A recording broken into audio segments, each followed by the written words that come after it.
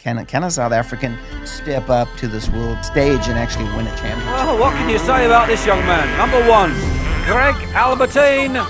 I knew for a fact there was a lot more in me. I just hadn't got going yet, right? So you had the belief in yourself. Oh, yeah, for sure. Yeah. And, my mom was praying for me the one time, and she just felt the Lord clearly say, this is when I was 12, like, your son's going to be world champion one day. So, that belief, like, okay, hang on, it may not be over. As you know, in life, if you don't have that fight, the real grit and the real fight, it'll prevent you. I used to mess with Everts all the time. He hated me so badly because I'd walk down the line, hey, what's up, bro? Like just cool guy. And I see that cockiness in Haiden. Just want to race and win, that's all I care about. Whoever wants to come in second, chill. Is he the most talented guy on the track? I wouldn't say so, but man, he's got heart that makes up for it. People think he's boring to watch. He does what Everts does, plus what James does. Yeah. You'll see him riding around in fifth for a while, and then all of a sudden, when he needs to, he wakes it up, boom, boom, boom, he's in the front. The timing for Supercross is so critical. You come up just a hair short or a little long or whatever, it's over with.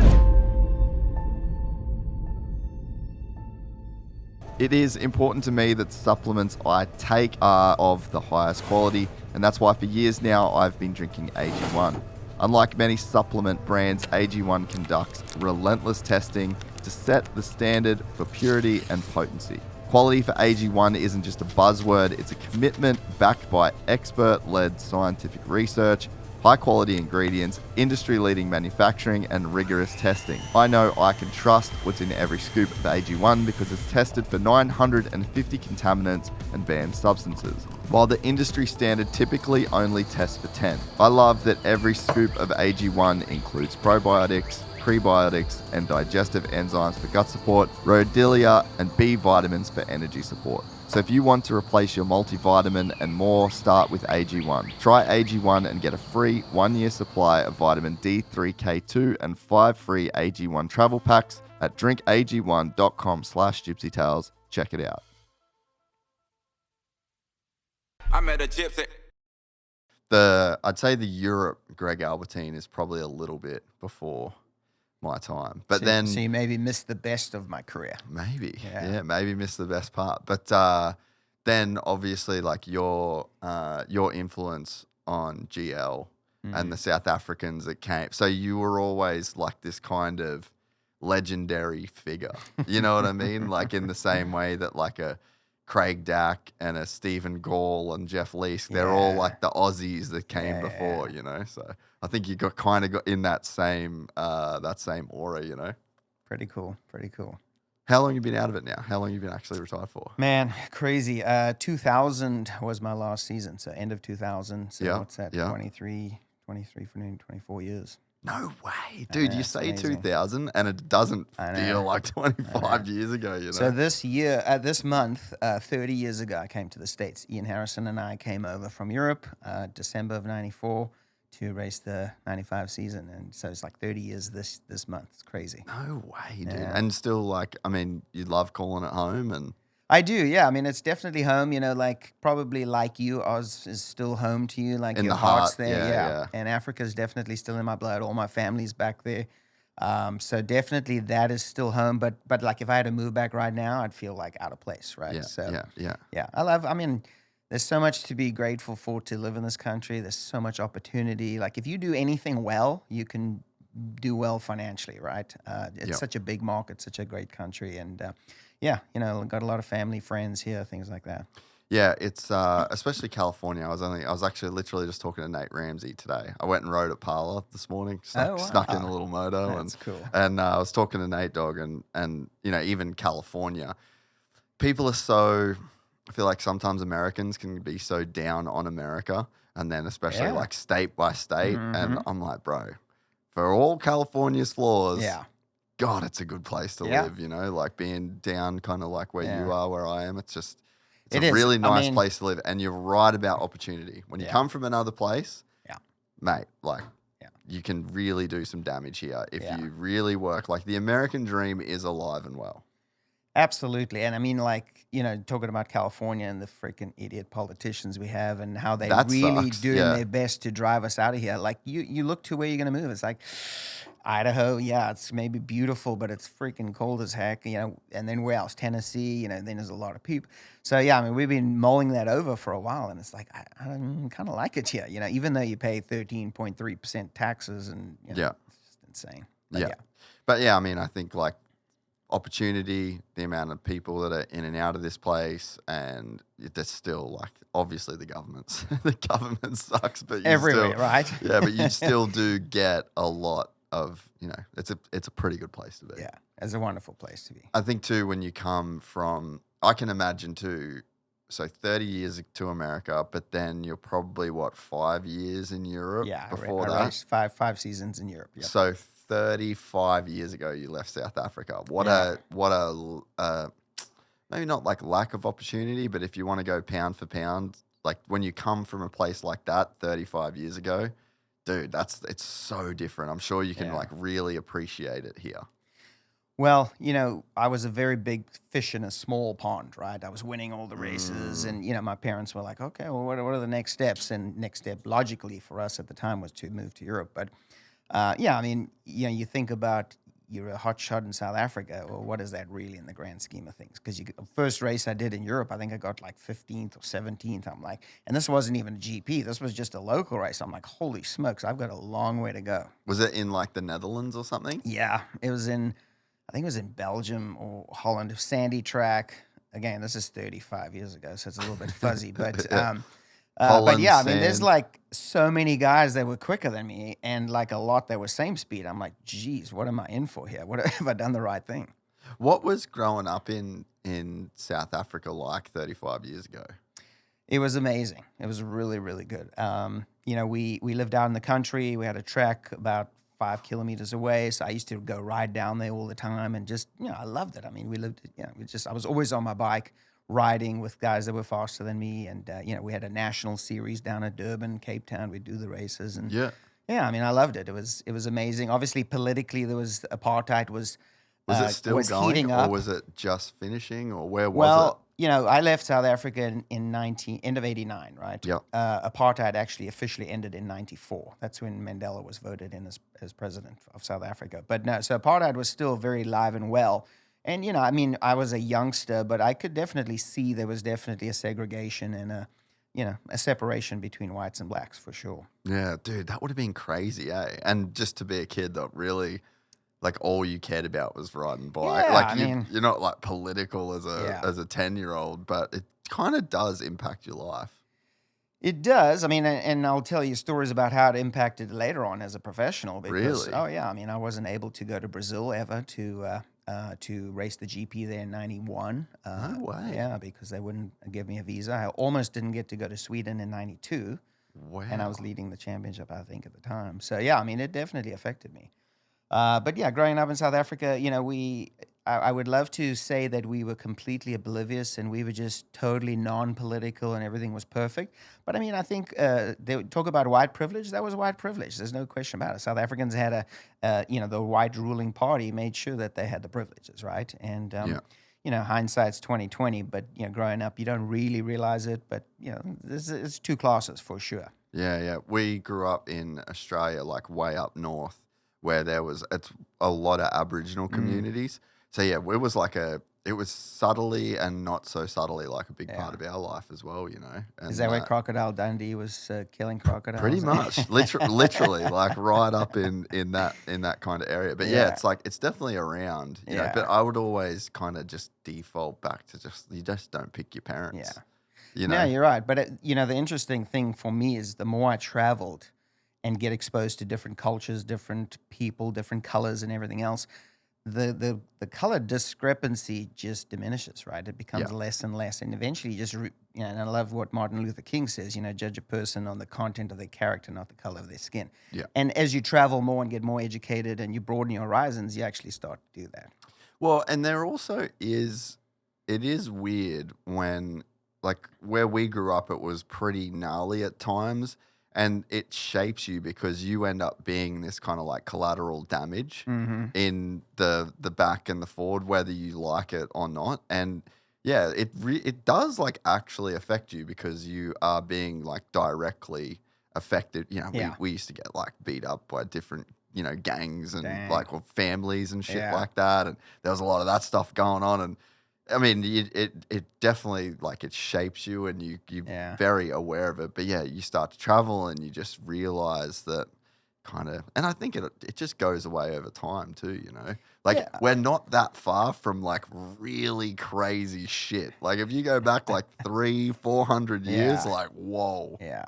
And I mean, you look at world politics, right? And they talk about, again, I'm keep using the term white privilege, but if you look at it when it's other Arabs against minorities or whatever, I mean, color really doesn't matter. It's it's power. It's power, exactly. Power rules. Yeah. Oh, that's crazy that when you went to Europe, it kind of followed you around a bit.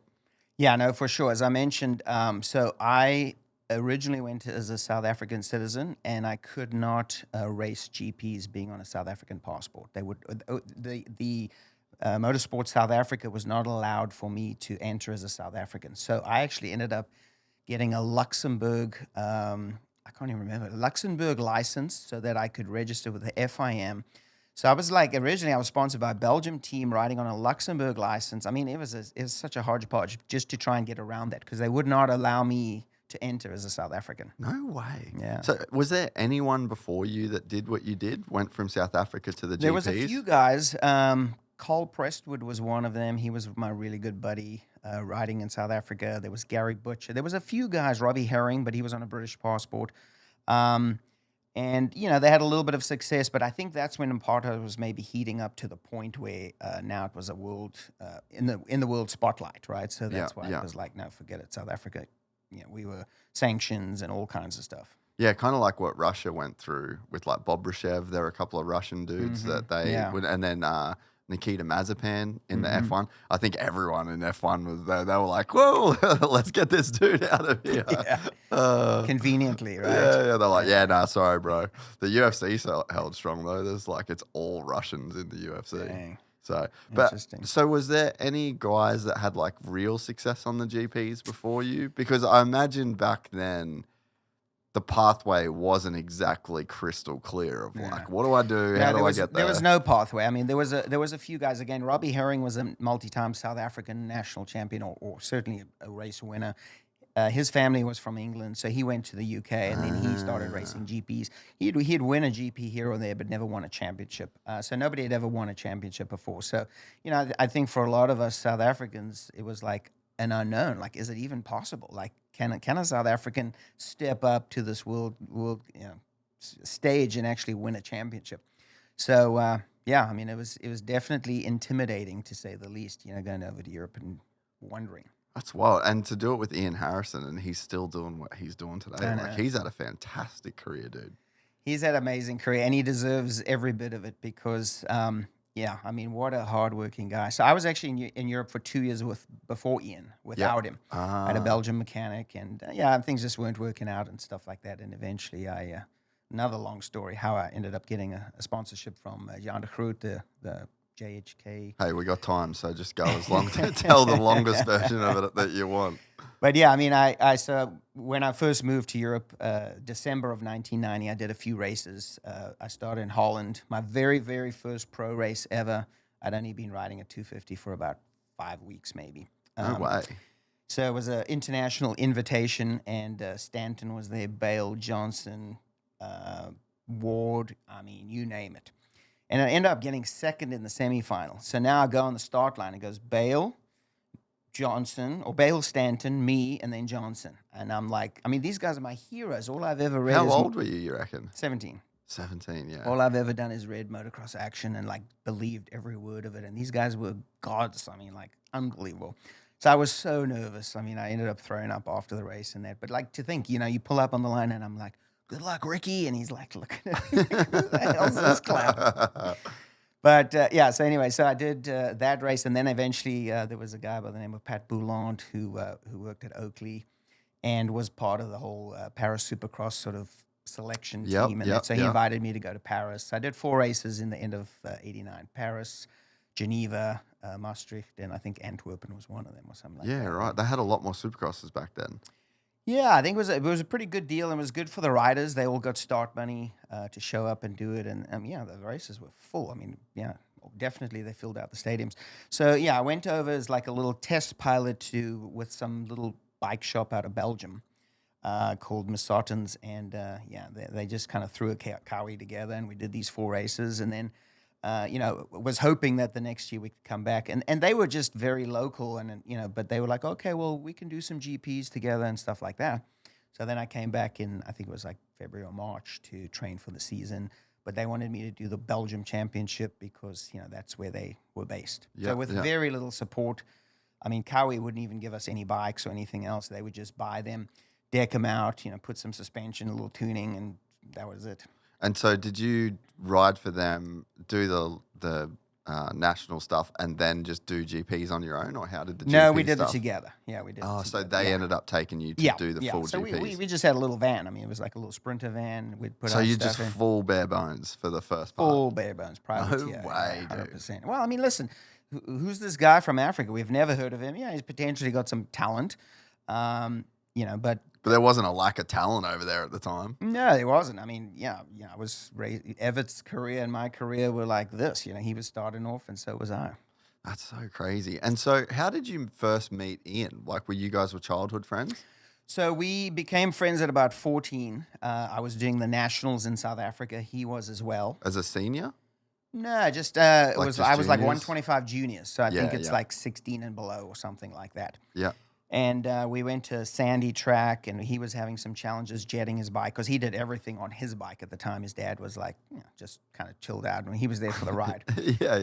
So he came over to my dad's, and he said, could you help me do some jetting and stuff like that? So my dad helped him out, and we just kind of started chatting and became buddies. And he had a brother that raced Clive as well, and then we had another friend, Guy Hanley, and we just sort of started hanging out more, and I've been best buddies ever since. That's so cool. Yeah, I actually got to work not directly with him, but JDR KTM. Do you remember that team? Like in 2012 to 15 sort of thing. So I was working with those guys as a filmer. Okay. And I'm pretty sure when Ian was just doing the motors for KTM back then. He's never just done the motors. I mean, probably more. Or he always did other stuff as well. Yeah, maybe. I mean, I think he was very much involved in the electronic side of things, right? That's when electronics in dirt bikes really started sort of ramping up. Yeah. But he was around then and was just always like the nicest guy. And it's been, even for me, like I don't even go that far back, but just to see like his career and how it's gone and the success that he's had. Well, I mean, talk about a hard worker, right? You will not find a harder worker than him. Really? Oh my gosh. And just loyal, committed, salt to the earth guy. But will outwork anybody, right? How good was he as a rider back in the day? He was good, man. Yeah, like I've got some photos still of him hole shotting me into the corner. I mean, he was a solid B or whatever you want to call it. Yeah. Yeah, and he was he always like pretty gifted mechanically? I think he was mechanically inclined. I don't know how gifted he was. But mechanically inclined, and obviously, figured things out and worked hard and made it happen. So the first couple of years you were over there fully bootstrapping it. What was the first like real success that you had? Or like how long did it take to have success? So first year, I did 2 GPs. I raced in Italy, and I think I finished 25th. Yeah, it's not lighting the world on fire just yet. No, not at all.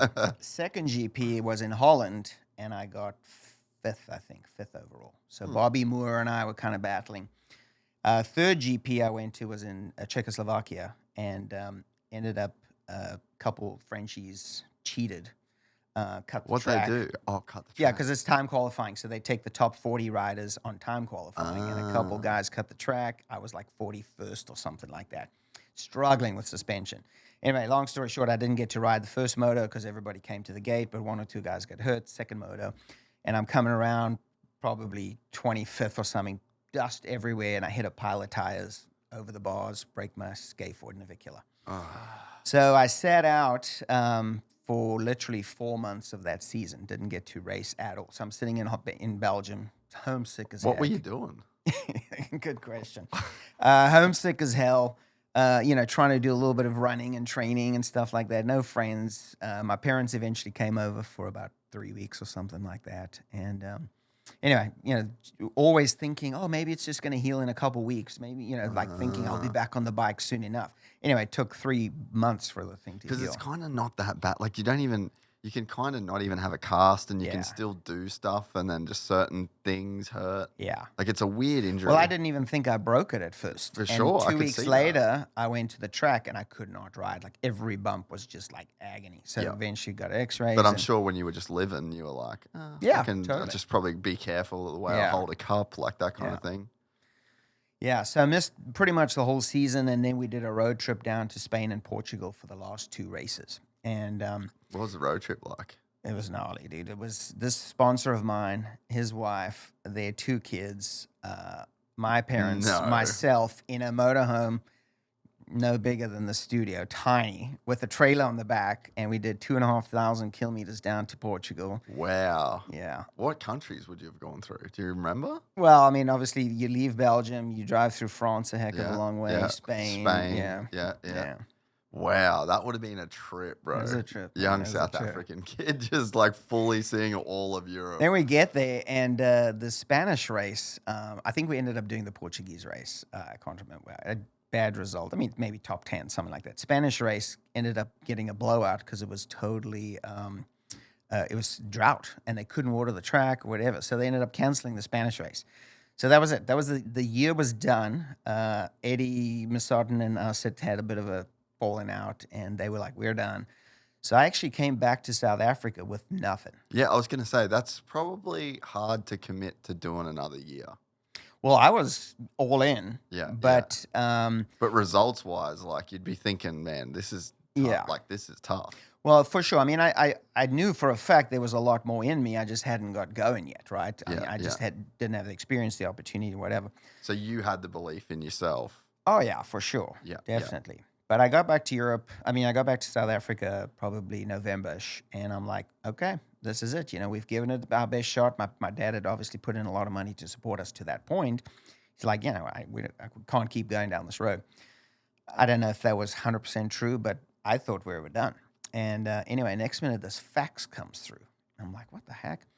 Oh, more humiliating. I go to the Cologne Motor Show, right? So this is like one of the trade shows of the thing, and I get these little cards printed up, picture of me whipping it, and I'm like, hey, I'm looking for sponsorship for next year, and I'm handing out chains, sprockets, freaking whatever you can give me. It was like so humiliating. I was like, nah, nothing going on. So that's when I came back, complete tail between my legs, and then this fax comes through, and it was from my JHK Honda team in Holland, which was Jan de Groot at the time. And he had seen my result in Holland, and he was looking for a guy that could race the Dutch championship because it was a Dutch-based team. He had Dutch sponsors, everything else like that. Yeah. And he saw that I can actually ride sand. And, man, I couldn't believe it. It was like a 10,000 guilder salary, a mechanic, bikes, parts. I mean, honestly, I was like, thank you, Lord. I mean, I thought I died and gone to heaven. It was like amazing. That's wild. How much money was that at the time, like roughly? I mean, at that time it was almost $1 for Gilda. It was close enough to $10,000. And which that you were like, just cool. Like I'm in. That's I'm enough. begging for change the 1 minute, and next minute I've actually got all of that stuff and a $10,000 salary and a mechanic. And I was like, you kidding me? But how, like, to have that experience probably made you appreciate that experience even more, Like, imagine if you never had to grovel and hand out cards and get rejected, and like, it would have made this just so much sweeter. I mean, that's life, right? As we get old, if you don't have those freaking sucky moments, how can you appreciate the good ones, right? When things get handed to you too easily, it's like, it's human nature. How can you appreciate it? Like, and that's one of the things, like, when you look at the success of, whether it's a musician or a, motocross rider or anybody super early, a lot of them just go crazy because they cannot appreciate, the hardships of life. And it's not even a reality, right? Yeah. I was same conversation with Nate. We were just talking about, like, you just got to do things for the right reasons. And just like kind of let them come around, you know. And like, even he was saying, like, he's obviously working with a bunch of young riders now, and it's like they want results and they want this and they want that, but they like want it for wanting it. They don't want all the steps along the way. And you know, instant gratification, right? Yeah, there's this whole process that you have to go through, and it sort of doesn't matter if you're up or down.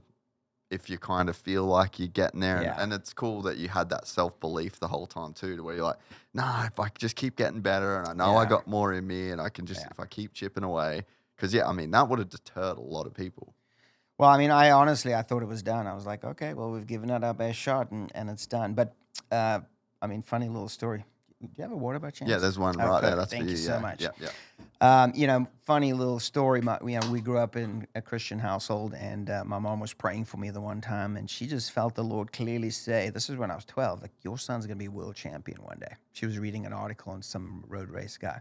So, you know, that belief, like, okay, hang on, it may not be over. You know, Did she tell you that? Oh, yeah. Really? Yeah. Huh, that's wild, eh? Yeah, it's pretty cool. It is cool that, I mean, it's kind of esoteric in a way, but like, I always explain to people, I'm like, the universe is kind of like, there's this like field of potential things that could happen. You know, like there's no, like, I'm not going to grow a tail. Like that's not, you know what I mean? Like that's not in the field of potential things, but there's like, there's definitely this group of random things that, you know, you can want to happen, or you can also not want to happen. And they're like, they're very possible. Some of them are kind of far away, but like if you believe something and you can like really see it, like eventually it's like a horizon, you know, like it kind of comes at you in a way. You're getting pretty deep. I mean, I'm not generally a deep guy, but I mean, you know, you talk about manifesting or believing, right? And like really seeing it. I mean, that's where it starts, right? If you don't believe you can get there, you'll never get there, right? And then obviously divine providence comes into it as well, right? Some things are meant to happen and some things are not meant to happen. And then, you know, who controls that? Well, and then when something does happen, then you need to play the game of being okay with it right now, because something that might be bad in the moment is going to be good in the future. So then once you can kind of like let the world happen in that way, you've got to be like, okay, now no matter what happens, it's fine, because you just don't know what's good and what's bad in the moment. Like things change on a different time scale. Totally. Yeah. That's interesting. So when did Ian come? Was he there with the Jan de Groot year, or? So I had 1 year with Jan de Groot without him, and they had their Belgian mechanic. And then, Ian had just applied for a job to be a diesel mechanic at one of our local municipalities. And I came back, and we had spent a lot of time together, and our friendship had really grown. And so he was mechanically minded, so my dad and I were like, what about Ian? I'm like, yes, that'd be so cool. I can have a friend over there with me. So we asked him, and he's like, oh my gosh. And Ian had never been on an airplane before, ever. So we heading back to Europe now after he's agreed to do this and that. And we land in Switzerland for fuel or whatever it is. And they open the door and the snow's coming in. And he's like, wide-eyed, like just, oh my gosh, what have I done? And I think for the first 3 years, maybe it was like that. He was like, what have I done? This is insane. But he dug deep. That's crazy. So the first year, when you did go back, so I'm assuming you had a bit of an off season in South Africa, just kind of like riding and enjoying it, and then you go back that first year with Jan de Groot. Dude, actually, before we even go there, what a crazy eye for talent he has. He was the one that gave Chad his first real opportunity. And I mean, there's obviously 100 other people, but like Chad Reed, Greg Albertyn, like Tortelli. Really? So he was Tortelli too? Yeah. Well, he eventually Everts as well after I left. But I was the first one to win him a world championship. No way. Yeah. What do you remember about him as a guy? And like, did he come across as like a bit of an oracle that could kind of like predict talent, or what was that? You know, he was a really nice guy. I liked Jan. I mean, he was business, you know, and he obviously ran his team as a business. But I mean, he was very much focused on tuning. He was a great tuner, actually. Really, I mean, my 125 was freaking a rocket ship, but it was really good. It was usable power too. Yeah, right. So he was really good on that. He wasn't as good on the suspension, but he kind of involved some folks and stuff. And then just as a team manager. But yeah, obviously, you know, he saw me ride Sandy. Was obviously Dutch are cheap as heck. So he was looking for somebody cheap that he could he could hire to race the Dutch championship. And no way. And so, what was the first year like with him? So first year was good. Went over there freezing, obviously the first few months, slowly getting into it. I had a couple of Dutch teammates. And started getting better and better. And then eventually I podiumed my first GP. I think it was in Hungary. That was like my first. I didn't win any motos, but I got like 2, 3 or something like that for third overall. And I was like, oh, this is pretty good. I think I can do this. Anyway, I think I got 2 or 3 podiums. And then eventually the last race of the season in Japan, Suzuka, I ended up leading for probably 6 or 7 laps. And then I grenaded big time. Track was deteriorating. I hit this rut on it and I ejected. But that was enough for me to realize, dang, if I can lead this thing, I for sure know I can win a race because I was close. Yeah, so it was a good year. I couldn't go to Brazil. 15 riders and mechanics got to go to Guatemala, all expenses paid, and then 14 got to go to Brazil, and I actually had to make my own way back home because I was South African. They would not give me a visa. No way, dude. Yeah. Sucked. Yeah, that's crazy. What did you make of just like traveling as a kid that never really got to go outside of South Africa? Yeah, I mean, I liked it. It was very, very cool. You know, I think as you get older, you really appreciate cultural differences and different areas in that. But yeah, I mean, it was cool. I made the most of it because I got stranded in Guatemala and I got taken in by this one family that was super wealthy. So we went on their yacht and spent 3 or 4 days on this big lake, and you know, it was a good booby prize for not having to go. I mean, obviously, I would rather have gone, but anyway, I still ended up having fun. We were there, and the big volcano was erupting just outside Guatemala City. You could see it. It was no way. Pretty cool. What did you think of some of like the eastern countries? Like Czechoslovakia and Hungary and all that? Yeah, so we went to a race in Czechoslovakia in 1990. So if you think about it, the Berlin Wall came down in 89. Yeah. I've never seen such a poor, depressed country in my life. I mean, it was crazy. And we were in the pits there, and the people were starving for anything Western. I mean, even though the wall had come down, they still didn't have exposure to anything. I mean, like you could give them just a T-shirt or a pair of goggles, and they'd bring you this like 36-pack of lead crystal glasses, like, thank you so much. And yeah, it was gnarly. Wow, that's wild to see that, eh? Yeah, it was big eye-opener for me, like, you know, not having experienced that. What was the race received like? It was good. I mean, there was a lot of, this was before Czech Republic became separated, so it was Czechoslovakia in those days. Yeah. Yeah, I mean, there was a lot of fans. Again, you know, they weren't exposed to much of this Western stuff. So, I mean, yeah, it was well received. That's one of the cool things about the GPs, you know, like it's even to this day, it's got a lot of flaws, like as a series and as a promotion, I guess, you know. But one of the cool things, like, and maybe as you get a bit older, you really appreciate, like, you just get to see so much of the world. Yeah, no, I mean, I thoroughly enjoyed it. And looking back now, I wish I had been mature enough to take the time to not just fly in, fly out, go to your hotel, like actually go and sightsee and take in the experience. I mean, no better knowledge gained and wisdom than from just, you know, exploring the world and all the different history and cultures and things like that.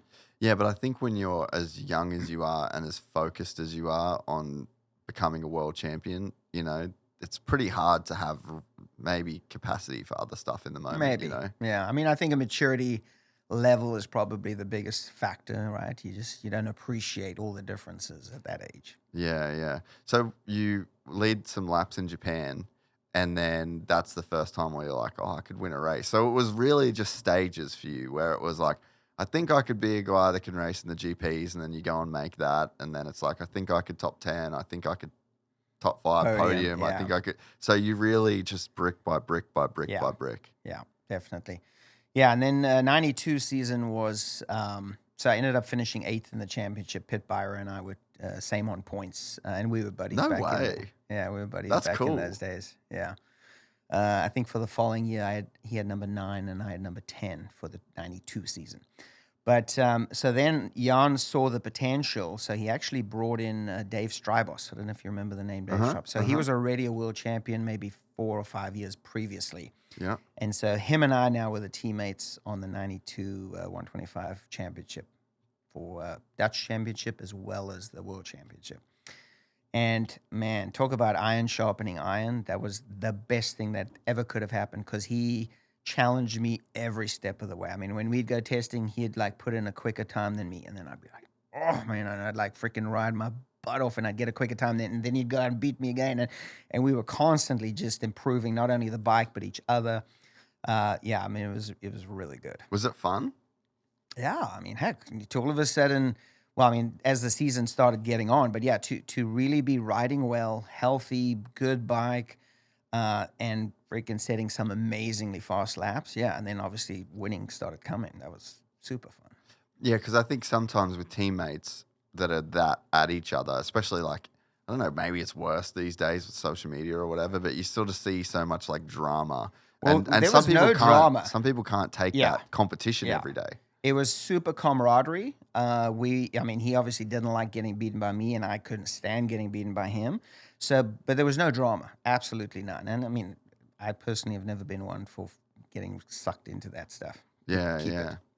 But there's some people probably couldn't handle having a teammate that like really pushed them like that. Probably a lot of people couldn't. But again, it's an insecurity, right? I mean, and I'm not saying I'm this super confident guy, but I saw the benefits of it. Like my best Supercross year ever was when I was teammates with McGrath. I mean, freaking, I'm like, Jeremy, teach me everything you know, because I, know nothing. And I mean, I got 5 podiums that year and one only one. So yeah, right. Yeah, so you really were just a guy that was able to embrace that and see it for what it is worth.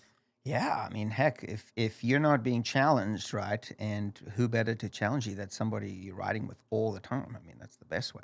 But were you getting the better of him more often than not? Yeah. That's probably why.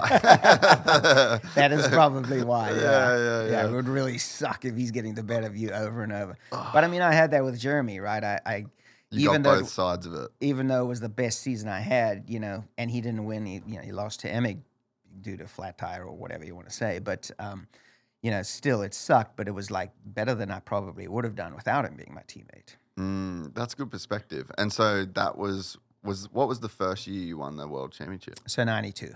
So that was first the year with Ian. Yeah. Yeah, right. And it just made that big of a difference, or it was just all of the things kind of coming together? It was everything. I mean, you think about it, you're taking somebody out of Africa who's only been to England once, and now you move to a new country. You don't know the people. You don't know your competition. You don't know who's fast, who's not, who's strong at the end, who gets tired. You don't know your surround. Everything's unknown, completely unknown. And it's different languages. I mean, I had 6 to 7 different currencies with me at all time, right? You go from Belgium to France, new currency. Luxembourg, Germany, Italy, whatever. I mean, so... And then being on a South African, one of the most challenging things was I needed a visa for every single country I went to.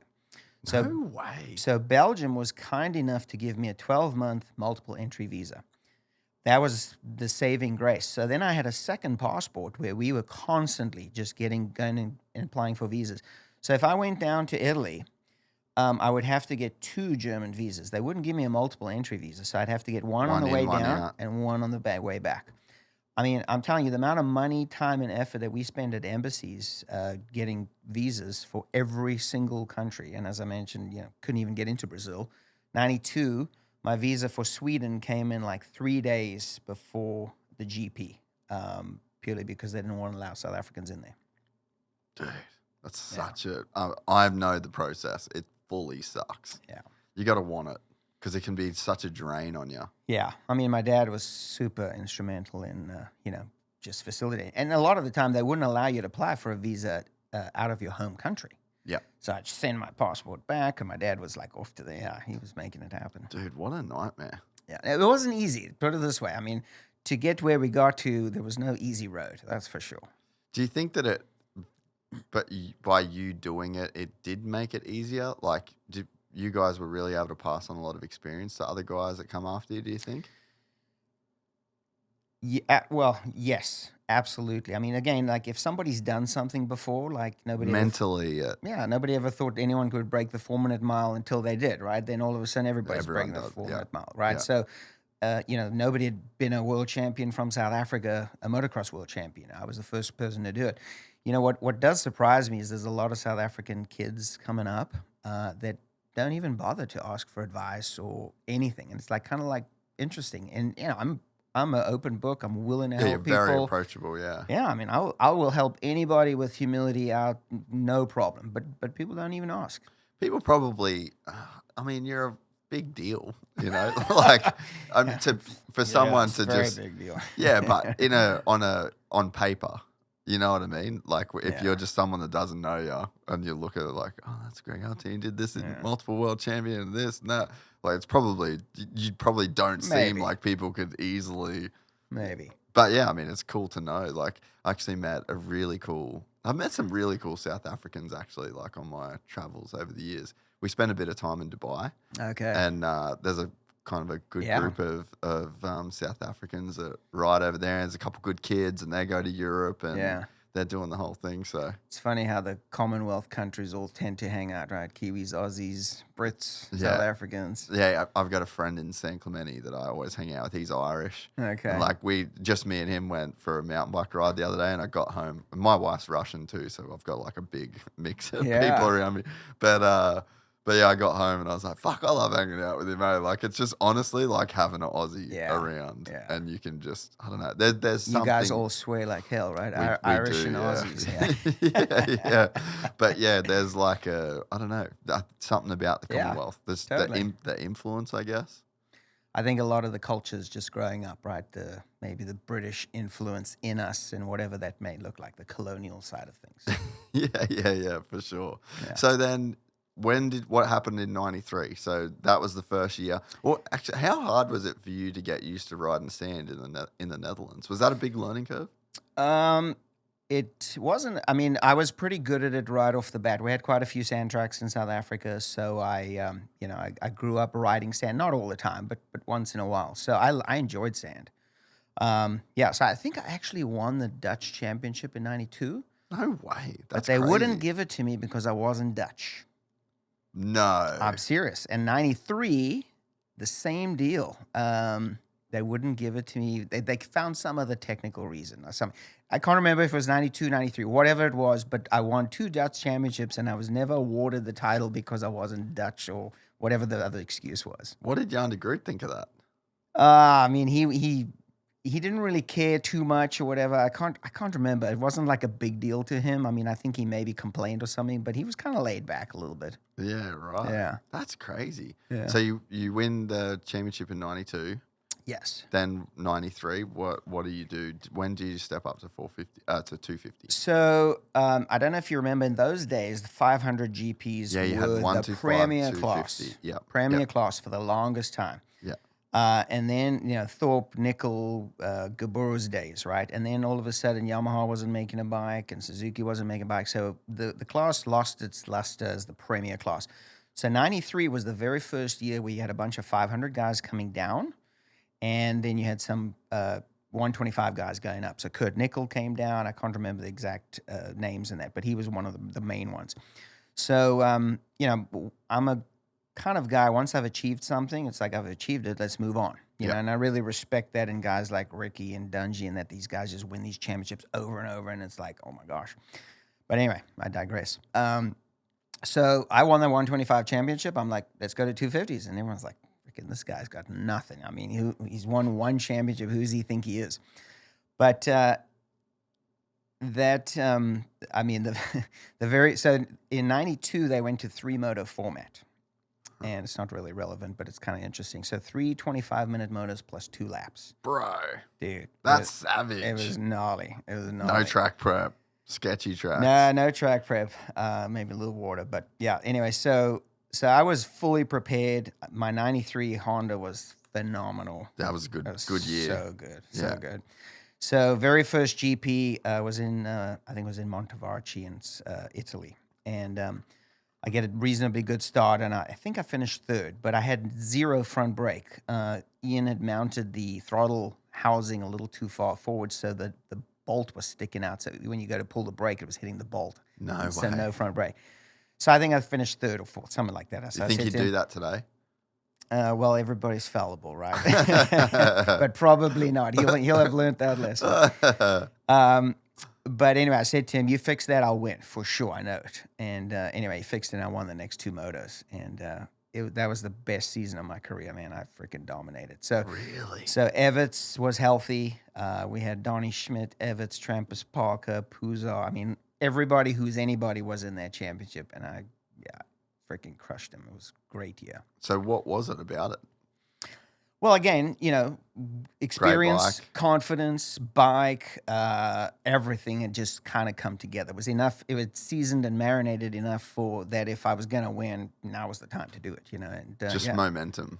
Yeah, momentum. I think, as you know, confidence is such a huge part of it, right? So I felt like, and listen, if you can ride a 125 well, you can ride any bike well, right? And I was railing it on those 125s.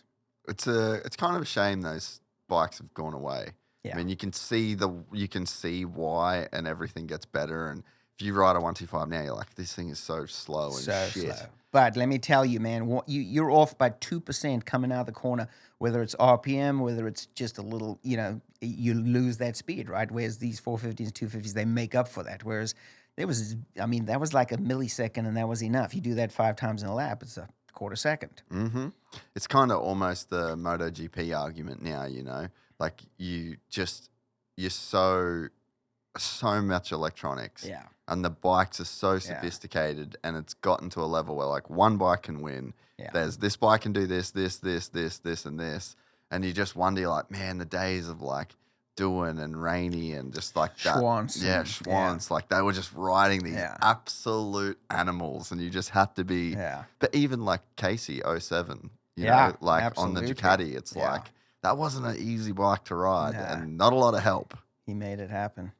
Funny story about old Mick Doohan. So I win I think it was the 92 World Championship, and I go down to Rome to pick up my FIM World Championship. Yeah, he won that year. Yeah. Yeah. So we're down there, and, this guy's my hero. I'm just like this little freaking kid, and my dream was to have a Rolex one day. And I'm like, he's wearing a Rolex. I'm like, I love that watch, man. I love to get one. He's like, oh, yeah, it's a pretty good one, mate. And he had a fanny pack on it, but he had like 3 others there. And I'm like, you bastard.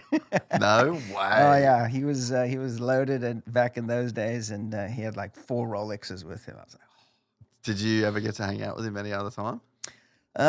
No, I've seen him once or twice here and there, but no, never really. Dude, if you ever go to like MotoGP or something in Austin, and I'm like, yeah, he's the coolest. Like I love MotoGP, dude. It's like my favorite sport. That's so sick. Yeah, I mean, it's definitely up there for me. Yeah, he is. So my brother does a bunch of work with him and his son. So like we've been around him for like a really long time. Like I call him whenever I want advice, whenever like he's one of those guys. It's like an uncle. Yeah, dude. Biggest legend in the world. And he still loves cool watches too. So I saw that and I was like, oh yeah, nice. But yeah, he's like, dude, the nicest guy. And he was nice back in those days too. Super humble, and that's awesome. What was your first Rolex you ever got? So I got a Submariner. Yeah. Funny enough, it was actually purchased for me by Nofia. So no way. When I won my 3rd World Championship, they have good taste. Yeah, it was Jeff Sewell. He was like, hey, I'm going to buy you a Rolex. I'm like, really? Did he know that you had always dreamed of having one? I don't know if he had or not, but that was kind of like their thing. They bought Rolexes for guys. So, I'll tell you a funny story about this one. But that's a Yachtmaster, is it? Yeah. Yeah. What? So, so this was the second one. My wife bought it for me for our anniversary. I think it was our 10th anniversary. But I was involved in the real estate market. Yeah. And that way later after I retired. But I was involved in the 2008 crash. So literally I had 37 million in personal guarantees. Banks are freaking knocking on my door. Attachments, money sucked out of my accounts, like just gnarly stuff. 37 million. Well, we had four development deals going on, right? Office building in Palm Desert, development up in Gilroy, California. We didn't do anything wrong, just the market timing, and all of a sudden, friggin' nobody's buying. Anyway, long story short, I had to sell my watch the 1 month just to make rent, and I was like in tears. Was it one of those? It was a Yachtmaster. So I actually bought this just the other day, purely as a redemption. Dude. 13 years later to be like, yeah. Congratulations, Thanks, dude. man. That's fuck. I've got a Submariner as well, and it's just one of those things where it's a very symbolic. Like I never thought I would ever get one. It was always I had some cool automatic watches as a kid. That was like my grandma was really for whatever reason she was like really liked having. She really wanted me to have like an automatic watch. Okay, that was the thing. Yeah, just I think like even I was like, even out of like, you should always be able to know what time it is. You should never be able to go flat. Like, it was like a functional thing, you know, like not to have a battery in a watch. So it was like a little Seiko. And so anyway, yeah, I was able to get one and like went through the whole process. And it's cool. Like I should have worn it today if I knew. But yeah, it's like a very sentimental, personal thing. Dude, if I had to sell my first watch to like make rent, or a meaningful watch to make rent, fuck, that would hurt. Selling the watch is not what hurt. It's just freaking practically losing everything. That's what hurt. But you know who was there for me that day? Who? Ian. Yeah, I literally moved. We had a beautiful house in Coto de Casa, and then we had to sell that to, because income had dried up. Then we moved, and then that guy was selling his house. So we ended up going from like a 6,000 square foot house down to 1,800 square foot house. And I had to just give all this furniture away because nothing fit in there. And he helped me move it in. I literally like was crying on his shoulder. Yeah. Dude, that's so heavy. I came right after that to America. Okay. So, and I'd actually heard some stories about that whole thing. Like, because there's like, obviously a lot of people lost a lot of stuff were kind of in the industry at that time. I was probably 20, I want to say. Yeah. And I think I was 20. And then I come over here like 2010, 11, and like everyone was like rebuilding. That wiped out almost everyone. Well, for me, I quit racing in 2000. In 2000, I was like, okay, what now? I have no clue what the next chapter of life looks like. And I had some money. So I ended up meeting this guy, and, very skeptical at first, but we're like, let's do a deal. So, okay, so I put up $250,000. 9 months later, we sell the land back. I get my money back plus a check for $850,000. I'm like, oh, this is easy. What have we been doing racing all these years? This is like a piece of cake. This was like 02, 03. When it was just... Yeah. Yeah. So then I actually got a bunch of people from motocross. I'm like, hey, listen, this is what I've done. Blah, blah, blah. And so sad, but I had quite a few people put money into different deals in that. And so, it was a super painful period. Some people thought I stole their money. Most people with half a brain realized, like, listen, the whole economy's gone down. Lehman Brothers, 100-year-old companies out of business. This is not just isolated Greg's situation. This is like everything. But so JDR was that team, that J-Star. Yeah. So they were killing it in Australia. And so the economy was like literally the opposite. So Australia survived the housing. It was one of the few countries that actually survived the crash. So I remember when I got here, the Australian dollar was worth like 160 cents. No way. It was crazy, That's dude. Crazy. So then you had JDR. They were super successful, the Reinenbergs. They were very successful in Australian business. They'd been very successful. Selling cars or what? No, so J-Star was their title sponsor. Okay. So it was a father and a son. And he actually was the dude that invented temporary fencing. No way. Like construction fencing. Yeah. So he gets out of that. The Olympics happen. They crush it. And anyway, so like then the son, super smart dude, really good rider, wanted to run a race team. It was like his university degree, So he started it when he was like 18 years old. They won everything in Australia, had McFarlane, like crushed it. Team was going like this. Then the US crashed, and they were like, let's go to the US. Like, it's $1.60. Like, let's go. They bought all the old MDK building, the whole everything, pennies on the dollar. Jeez. So I came here like right off the back of that, and everyone was trying to rebuild. It was a crazy time, dude. Yeah.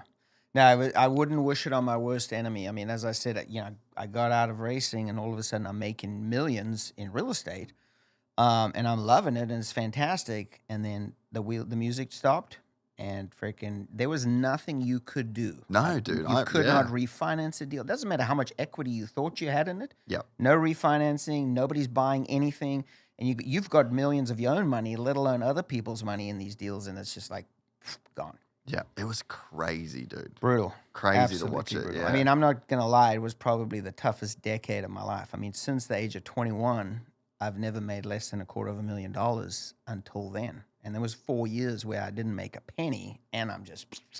How were you trying to rebuild up? So, Dan, who we got going through this, he was saying, like, now you're doing good in business with, like, the business that you've got. But, dude, to come back from that, Bro, how do you even rebuild that? Like, far out.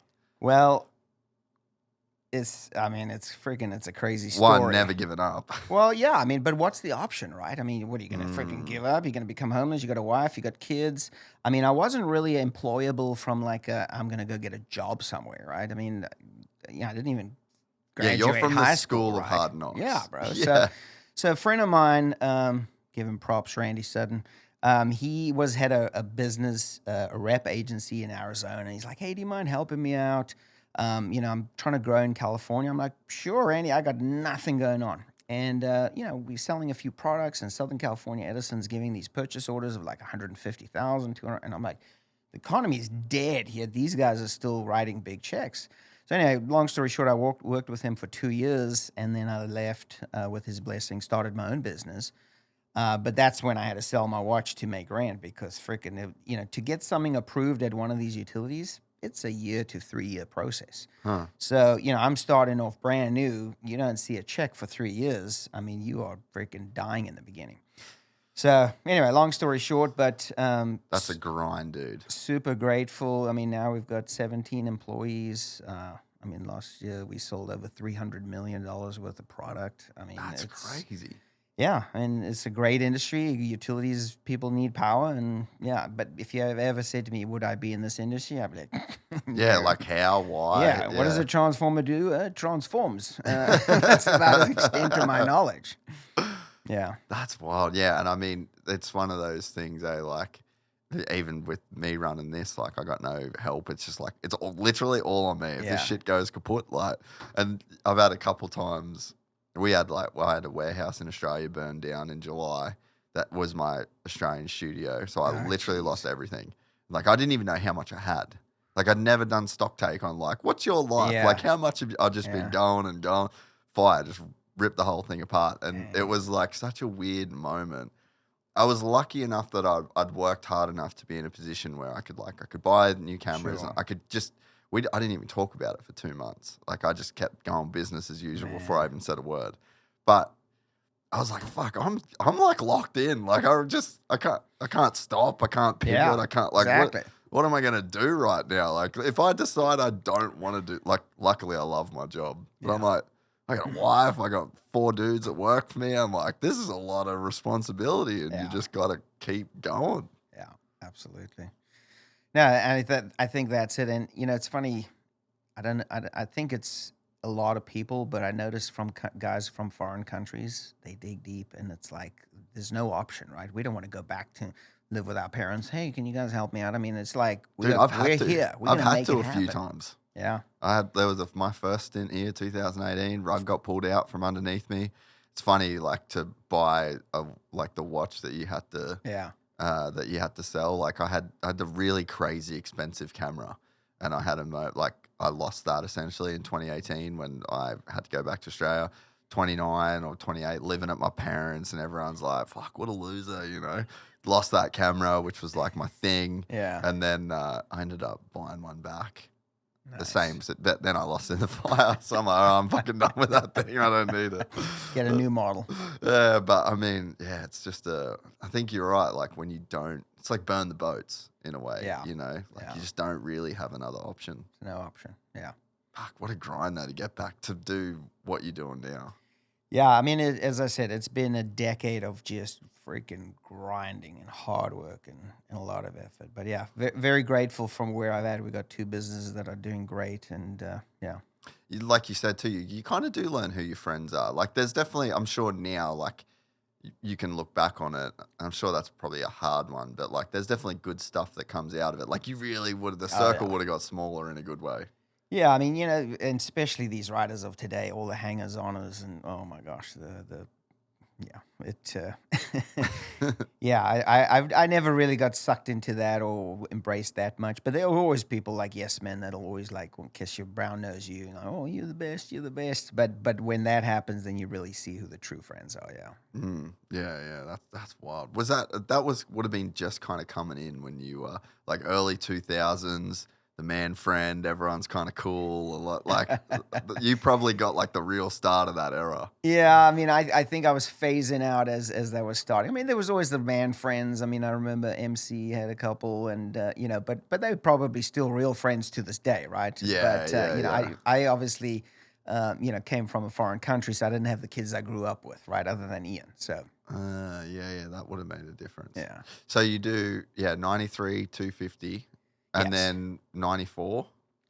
So interesting thing about 93. So I'd won 125, won 250. Now I want to come to the US. That's my goal. Really? So you were just like bang, bang, bang. Let's do it. I mean, my goal was to win where I wanted to win. So I actually was in discussions with Honda. I was going to become MC's teammate. So got an offer, literally in writing. I think I still have the contract somewhere, $350K to come ride Supercross and Outdoors, be MC's teammate. Then I go to Japan, last race of the year. So this is now August, September, to sign the contract. And Dave Arnold was the team manager at the time. We set a time. We're going to sign the contract. And he comes to me and he's like white. And I'm like, what's up, Dave? He's like, I've just been told by the Japanese bosses that I cannot sign you. I'm like, what are you talking about? Why? So I've already told Jan de Groot, hey, by the way, I'm going to the States. He's now signed Everts. And so anyway, long story short, I was racing for a private Honda team. Jan's team was private. Honda was putting in nothing. I think they gave us a couple cranks maybe and some show suspension. That was it. So their reasoning is, why are we going to pay you to come race in America against a guy who's already winning when you're winning world championships for us in Europe for free? That was their thinking. And so would not sign me, could not sign me. Dave was like freaking really so embarrassed. So now all of a sudden I don't have a ride. So now, who was MC's teammate that year? I think it was Lamson. Well, I can't actually remember. Lamson was the next year, but I think it may have been Lamson or somebody. Yeah. But they had the A guy. They were like, yeah, we're good. So now I'm scrambling, trying to find a deal, talking to Yamaha over here, talking to Kawi, and I get in discussions with one of the guys. I don't know if I should mention his name, but he's like, yeah, I'll give you $250,000, but you need to give me $100 back. Under the table. Really? Dude, there's some gnarly shit that, there's some big shit in MotoGP that's going on with really? stuff like that too. Yeah. Wow. Yeah. Anyway, so you hear about it a lot. That's crazy. Anyway, that didn't sit well with me. I'm not going to deal with somebody unethical, so I said no. Yeah. So anyway, so now I'm stuck. So now Everts has gone to my previous team. So now I've got nothing going on, zero.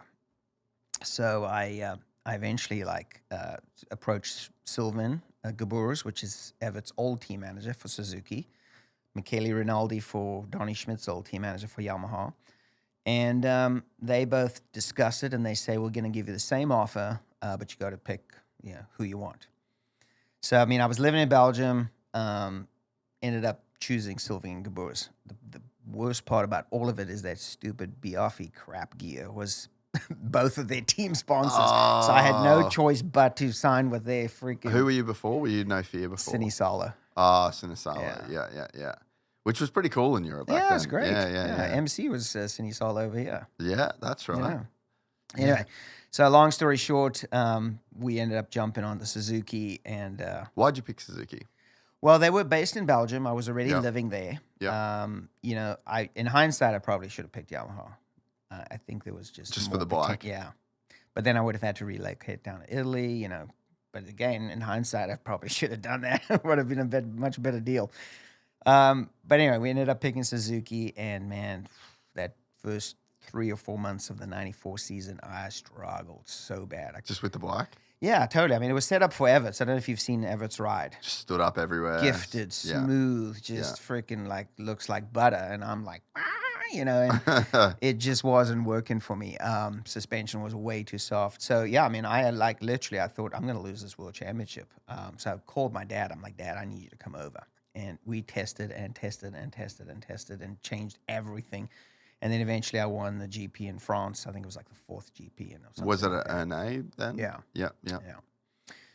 Yeah. And then, I mean, I had a strong season from there. Crazy thing is Everts broke his collarbone 3 races from the end, but 4 races from the end in Belgium, in Lommel, I ended up running out of fuel in both motos. No, DNF. DNF. Oh. Crash in the start, get up, charge from dead last to 3rd or 4th, and half a lap from the end, the bike dies. I'm like, you joking. Anyway, second moto, they blow out the tank. They like do whatever they can. Same deal. First corner, go down, charge back. I think I get back to 3rd. Bike runs out of fuel half a lap from the end. Anyway, long story short, I keep saying long story short, but in hindsight, yeah, we can tell along. That's this whole thing is about being a long story. Long. Yeah. What they ended up finding out was the CDI unit or something, the ignition unit or something on the bike. There was power lines above it, and I had the same problem in Budds Creek a year later, or that same year, that it affected it. The bike was running like at maybe 93%, but not 100%. So I was just wringing the guts out of the thing the whole time. Anyway, so I went from a 45-point lead in the championship, now they're back to 2 motos, to a 5-point deficit leaving that race. And, it was gnarly. Thankfully, Everts broke his collarbone, and we went down to the very last moto. I think I was 12 points. I ended up winning by 12 points. But wow. So your dad was that good with the bike stuff? I don't think he was that good in the sense of he was like the super technical guy. But he was like a good taskmaster. Yeah, and he also could kind of see what worked and what wasn't working, or like he could observe. Like if I couldn't articulate what was wrong with the bike or what I didn't like, he could see like, oh, your suspension's going way too deep when you're hitting the face of these jumps or whatever. Or, suspension was the main thing that he could kind of see. Yeah, right. Man, that is lucky. Yeah. Because that's a very hard position to be in as a rider, to even know what to do, what you're looking for. And the feel is different on the track. Sometimes you can feel like the forks are too hard, but they're actually too soft. And it's like, it's a whole thing. And then when you're dealing with a full factory team, I mean, you got 27 swing arms to try. You got, all these triple clamps. You got everything. You can get lost very quickly. And that's when the GPs were really like that. Full factory. I remember GL told a story on the podcast about when he went on the 125 KTM. He was just like, dude, I was on a different everyone on the team was on a different frame and different swing arm and different this and like you really did make your own bike back then. Yeah, you really did. And if you don't know what you're looking for, what really feels good, then you can get lost. Really? Yeah, dude, that is crazy. Yeah, I think that's like an underappreciated thing these days, especially in America. Like it's just not like that in America. Yeah. I mean, I suppose it would be like a pit crew in a MotoGP, right? If you can direct the rider and sort of steer him as to what you think would work best for his riding style, that's probably super valuable. I mean, back in my day, we didn't have that. Yeah. Mechanics, how's it feel? Well, it feels great. Is it better or worse? I'm not sure. It's like there's so much more technology and more video footage and everything now. You kind of just had to figure it out back in those days. What got you into MotoGP? Well, I went to my first MotoGP in South Africa in 2004. Old Biaggi got me tickets, and that was when Valentino had switched from Honda to Yamaha. And he won the first race there. He got off and he kissed his bike, and I was like, I was a fan of it. So, I mean, I was definitely a fan just always, but that's when really promoted it. And funny enough, I had not been back to another GP until Austin 2 years ago, and I was like, oh my gosh, this is crazy. It is crazy I now, love dude. it. And the interesting is a lot of the mechanics that were racing motocross or working in the motocross industry when I was there are now in MotoGP. So I walk in and they're like, dude, LB, oh my God. They all want photos with me. I'm like, are you kidding? I want photos with you. It's like a fan club there. It was amazing. Yeah, there's so many. I mean, that's what I've learned doing this too. There's so many people in all like F1 pit crews and MotoGP. Even F1, huh? Oh, man. There's a couple of boys when Danny Rick was driving for McLaren. Yeah. I went to a bunch of races with him. It would have been maybe his second year with him. It was 23 maybe. And I just went to a bunch of races, and like there was 5 or 6 of the mechanics that just like love the podcast, and because they love they love Supercross. They all race Supercross. Like the bunch of people that work at F1 just like fully love the sport. Like that was one thing that I didn't really realize when I started this is how many people in all these other sports just love Supercross. But and how can race you not motocross. Respect it, right? What a freaking gnarly sport that motocross and Supercross is. Do you follow much of it now? I do, yeah. I mean, I'm still a huge fan. Don't get me wrong. Not of all the drama and the BS, but yeah. God, there's some good drama though, bro. Come on, there's some good stuff now. Life's way too short. Hey, but talking about Danny Ricciardo, I think his biggest career misstep maybe was when Verstappen came to his team and he...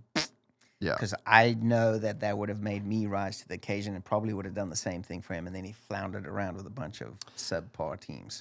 I wonder, we weren't friends back then, so I wasn't really around to sort of know what was going on. Yeah. But I feel like there were probably, from the outside in, it was probably some people that were like, it's like a weird guidance thing, you know? Yeah. Like, I mean, dude, I even see that with like the motocrossers now. Like you kind of know some of the people that are around that influence the decisions that get made. And I'm like, ugh. Not the best. I don't know about that, man. Yeah. I don't know that you guys just made the right choice. And you know that the people, the riders, are like, they're fucking awesome. Like they're these great dudes, but they're definitely like, you have to take advice from certain people. And I think that that's the real important thing about surrounding yourself with the right people, because Danny probably got sold on the idea, you know? Yeah, probably. totally. You'll be the number one guy. You'll be on the a guy. shitty team. Yeah. And then him and Max are like really good friends now. You know, like it kind of really came back around. So maybe he would have done it differently again. Right. But he's just one of the wildest examples of how far having a really great personality and being a really good person can get you. Yeah, you know? Absolutely. You're an arsehole, dude. You start losing, you're out real quick. Yeah. And he was just one of those guys that just had like, I mean, Phil Nicoletti's probably a bit like that. You know, like there's real rough around the edges, but everyone knows he's like the nicest, best dude. Yeah. And I mean, he had an awesome, like he made money for a lot of years, you know? Interesting. So what Valley was your guy? Always? I mean, listen, I respected all of them. I mean, how could you not love Valentino, though? What a personality and just such a character. Yeah. Yeah, he's a savage. And like, dude, for how long that he did it. Oh, my gosh. The rivalries that he had. And man, he like pushed Sete out of the sport. Like he really influenced the way that Casey probably retired because of Valley and the drama, you know. He got in their heads so badly and just, maybe one of the best. In any, like, in motorsport. Was there anyone else you think? Oh, man. I would have to say he's the best for sure, because as you say, he's just played that game, every angle of it, politically, in the media, you know, behind the scenes. I mean, he's a maestro. Oh yeah, he's a maestro. A maestro is like the perfect word. Is. Do you ever follow much of like the Deegan stuff? I mean, just, you know, watching him racing and stuff like that. Like you see his character and his personality though. Like, can you kind of make any judgments there? Because I feel like he's kind of got a bit of that Valentino.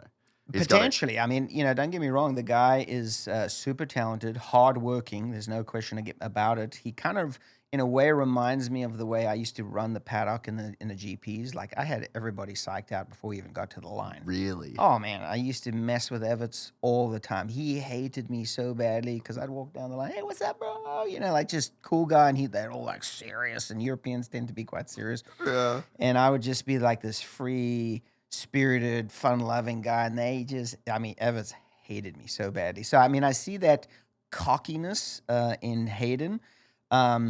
You know, and there's a fine line between confidence and cockiness, because nobody likes an arrogant a-hole. Yeah.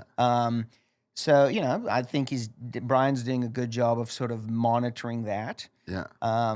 You know, I mean, is he the most talented guy on the track? I wouldn't say so, but man, he's got heart that makes up for it. And I certainly was not the most talented guy on the track by far, but I mean, I had a huge heart and I dig deeper than anybody else to make up that difference. I mean, that goes an incredibly long way. Yeah, and I think that it's very rare that you find a person, to speak on Valentino, right? He was obviously incredibly talented, but he wasn't the most talented. Like, especially against like Casey or Pedrosa. Yeah. Like, man, you watch those guys ride. They were freaks, dude. But he found a way to beat them. And it was on track, it was off track, it was in the pits, it was in the media. there's this whole thing. Yeah. We've kind of almost lost that in motocross and supercross, I think. I don't know whether maybe Jeremy had a bit of that about him. Like he was never arrogant or anything like that, but he kind of, it's like he almost had everyone just eating out the palm of his hand all the time, and he just controlled the sport in a way. He was so confident. Like, I mean, he had 99% of the field, I would probably say 100% of the field beaten before they even got to the start line. For sure. I mean, he had me beaten, right? I mean, as much as I hate to admit it, there was a few times in my career where I would look left and right and go, I will kick every one of your asses today. I don't care what you bring to me. And that level of confidence. And I think that's what he had to a lot of the time. For me, Supercross, I was always way in over my head, trying to just survive a little and thinking I'm going to win. But yeah, I mean, to be a champion, not only once, but multiple times, it requires so much more than just speed, right? And talent. You got to be smart. You got to manage the field, manage the races, manage the season. I mean, you could win 5 races and finish 10th in the championship because you run out of fuel twice and well, that's a little out of my control. But, yeah. But technically I could have lost that championship due to that. So yeah. But yeah, then there's just the field is a much bigger thing than just the racetrack. Oh, yeah. And there's some guys, and I think Valentino was one of those guys. Jeremy's probably different because he always really was the most talented. Yeah. I think so like that's where the comparison to him and Valley might break down. And because of that, he probably didn't have to go as hard in the paint with like the other stuff. Yeah. But I think that when you're a guy like a Valentino, and I think this is like Haiden, I think Hayden's really, really good on a bike as well. But when you're those guys and you know how to play the media and you know how to play the fans and you can embrace like 50% of people love him, 50% of people hate him, and he doesn't care. Yeah. Some people fully care. They want 100% of people to like him. And when you can use all of those things as weapons against your competitors and be a demon on the track, like you're going to be very hard to beat. You're a force to be reckoned with, for sure. Yeah, I mean, the little difference with MotoGP is the bike is a huge factor, right? I mean, for sure. I would say motocross, it's 70 to 80% rider, 20, 30% bike, and I think MotoGP, it's reversed, right? Yeah. But that's where the smarts comes in, like making sure you on the right team, making sure that you're doing all the political moves and whatever, so that you're setting yourself up for success. I mean, as much as Jorge Martin was phenomenal this year, I think he's in for a world of hurt next year, right? 100%. I mean, that Aprilia is good at some tracks, but 80% of them, they suck. So, I mean, you're going to see an incredible rider become very average. Well, we saw it with Fabio too. Yeah. I mean, he's maybe one of the most talented riders on the field, but just doesn't have the bike underneath him. I mean, you saw Marquez on Honda. I mean, and Mir is a world champion. He cannot freaking stay off the ground. Can't even finish a session. I mean, poor guy. I mean, oh my gosh, I feel sad for him. Man, that is a wild sport. I think that Yamaha's they're going to have Pramac next year. Yeah. That's huge. I had no idea. I've been really good friends with Jack. We grew up like fairly close to each other. So I would say I know most of what I know about MotoGP, like kind of by watching his experience. And man, the data that like a Pecco and a Jack had on that bike, because there's like 8 other bikes. Pecco can look at every single person's data.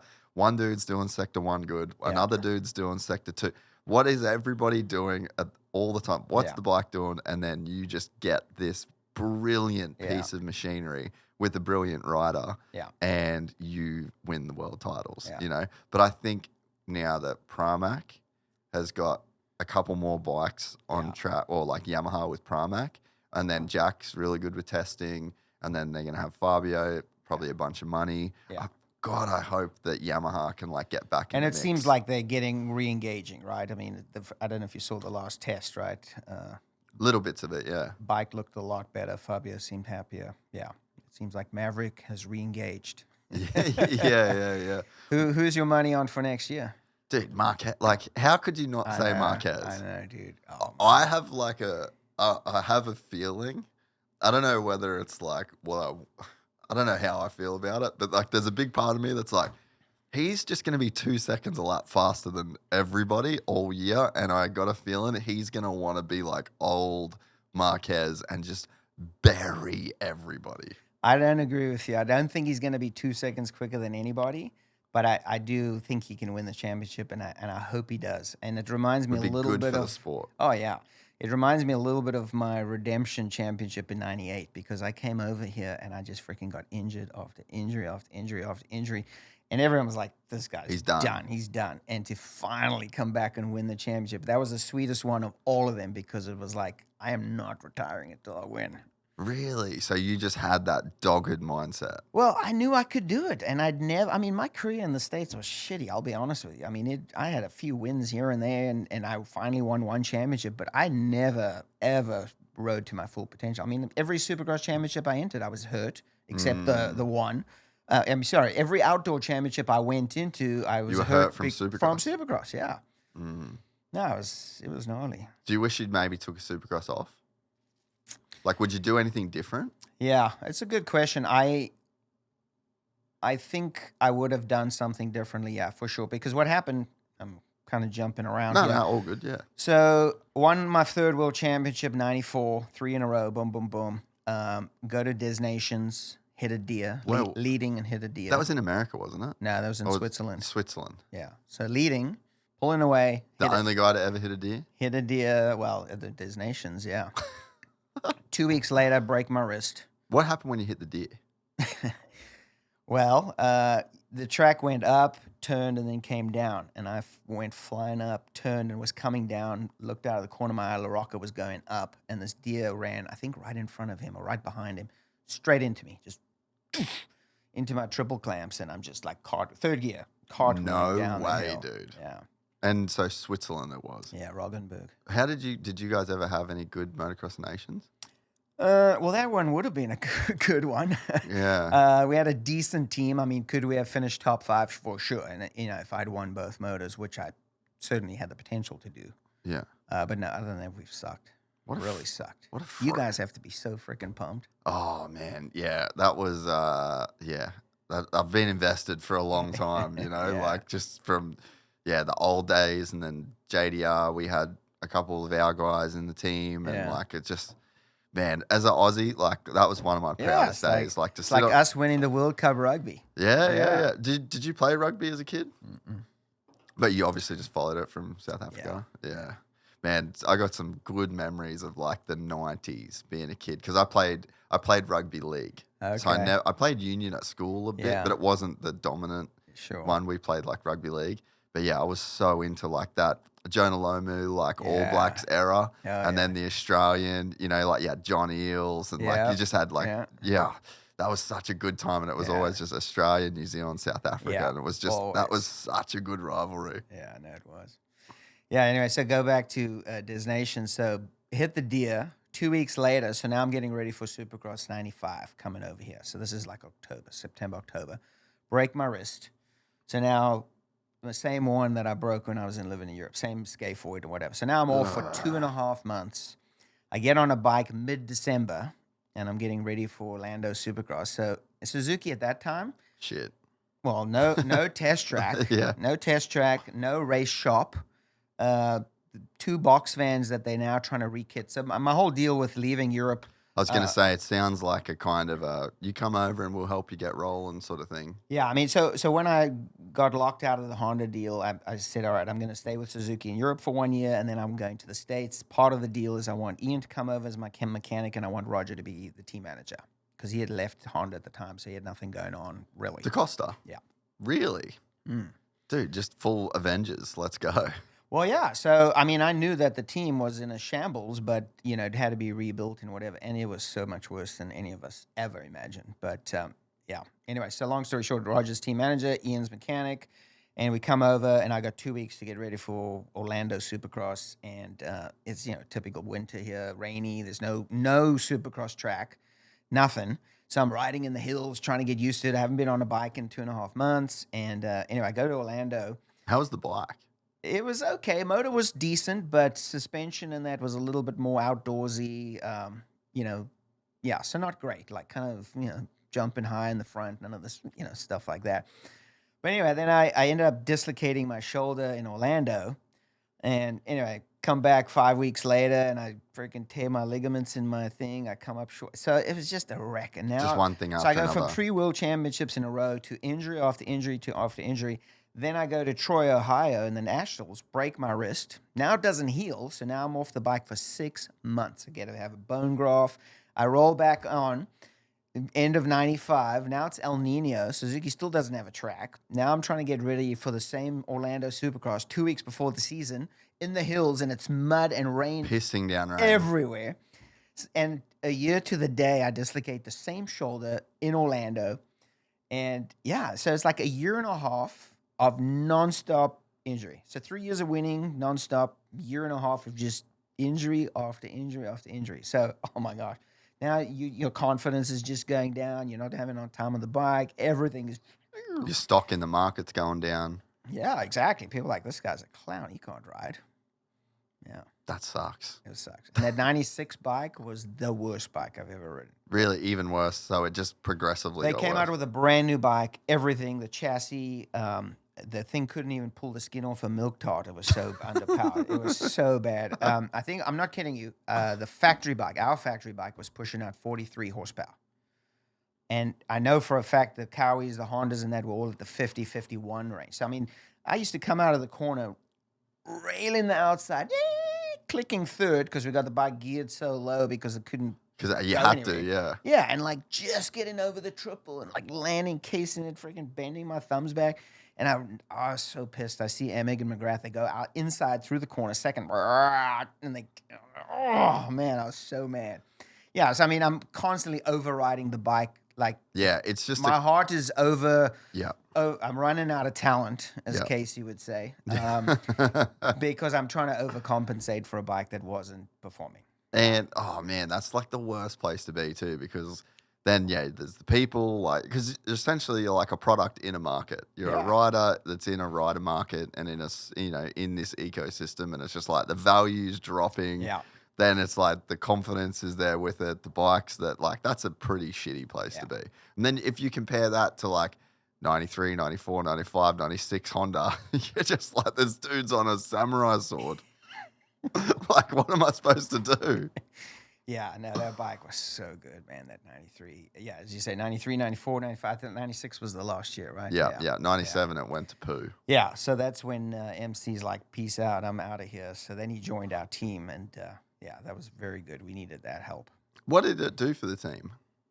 Well, I mean, to that point, I mean, we'd done nothing since I came to the States. I mean, you know, I think I won one national, Unadilla, maybe 96. The most Euro track on the Yeah, circuit. exactly. Most Euro. But other than that, we'd had very little success. So I think, you know, everybody's like, wow, McGrath's coming, so he must have faith in this team, you know? And I think, and Roger and Ian and them were realizing they weren't getting the support from the factory that they should have. So they were spending a lot of time down at Mitch Payton's at Pro Circuit, you know, dynoing every single day.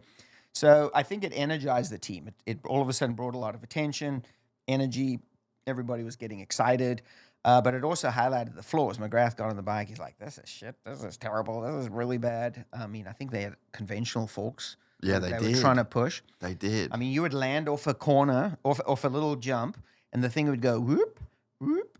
And for the third time, it would grip and you could turn, right? I mean, there was like a second of settling before you could actually like turn. No way. Oh, it was so bad. Yeah, it was so much flex. That had to feel good in a way, though, to have like that it wasn't you. Because you probably knew that it wasn't you, and you knew that the bike was trash, but then, you know, everyone's like, yeah, sure, whatever, Greg, you know, like. But I mean, you know, I also wasn't performing to my top level. Your top level. Yeah. But I mean, it's probably would have been hard to even get there, you know, like.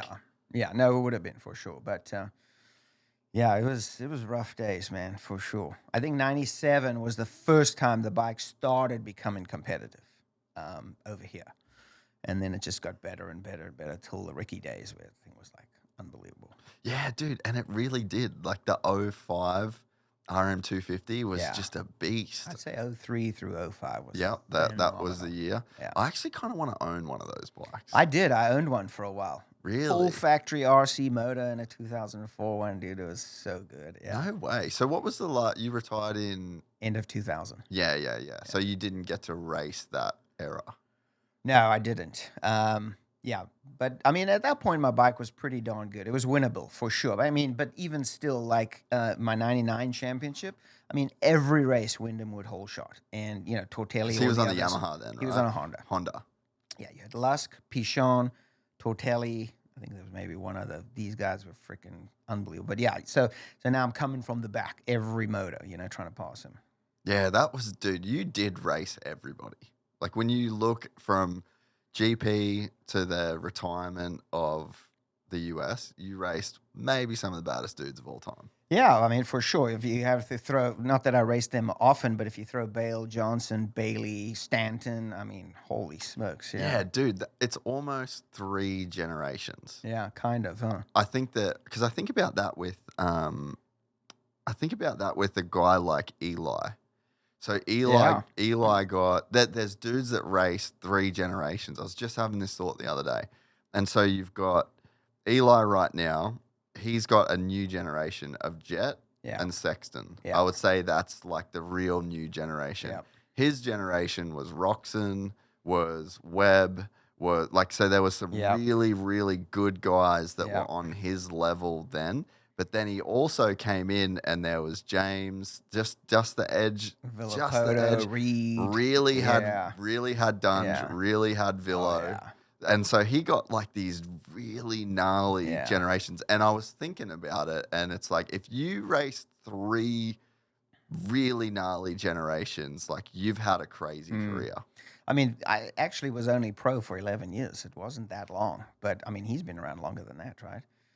But he's riding, I mean, it's beautiful to watch Tomac now. Yeah, you would probably resonate a bit with his style. Oh, well, I would wish I was as beautiful as he is, but I mean, he just looks so good on aggressive, heavy clutch, heavy brakes, heavy gas. Like he's a man's rider, you know. Yeah, for sure. Yeah, really good. Who was the toughest competitor?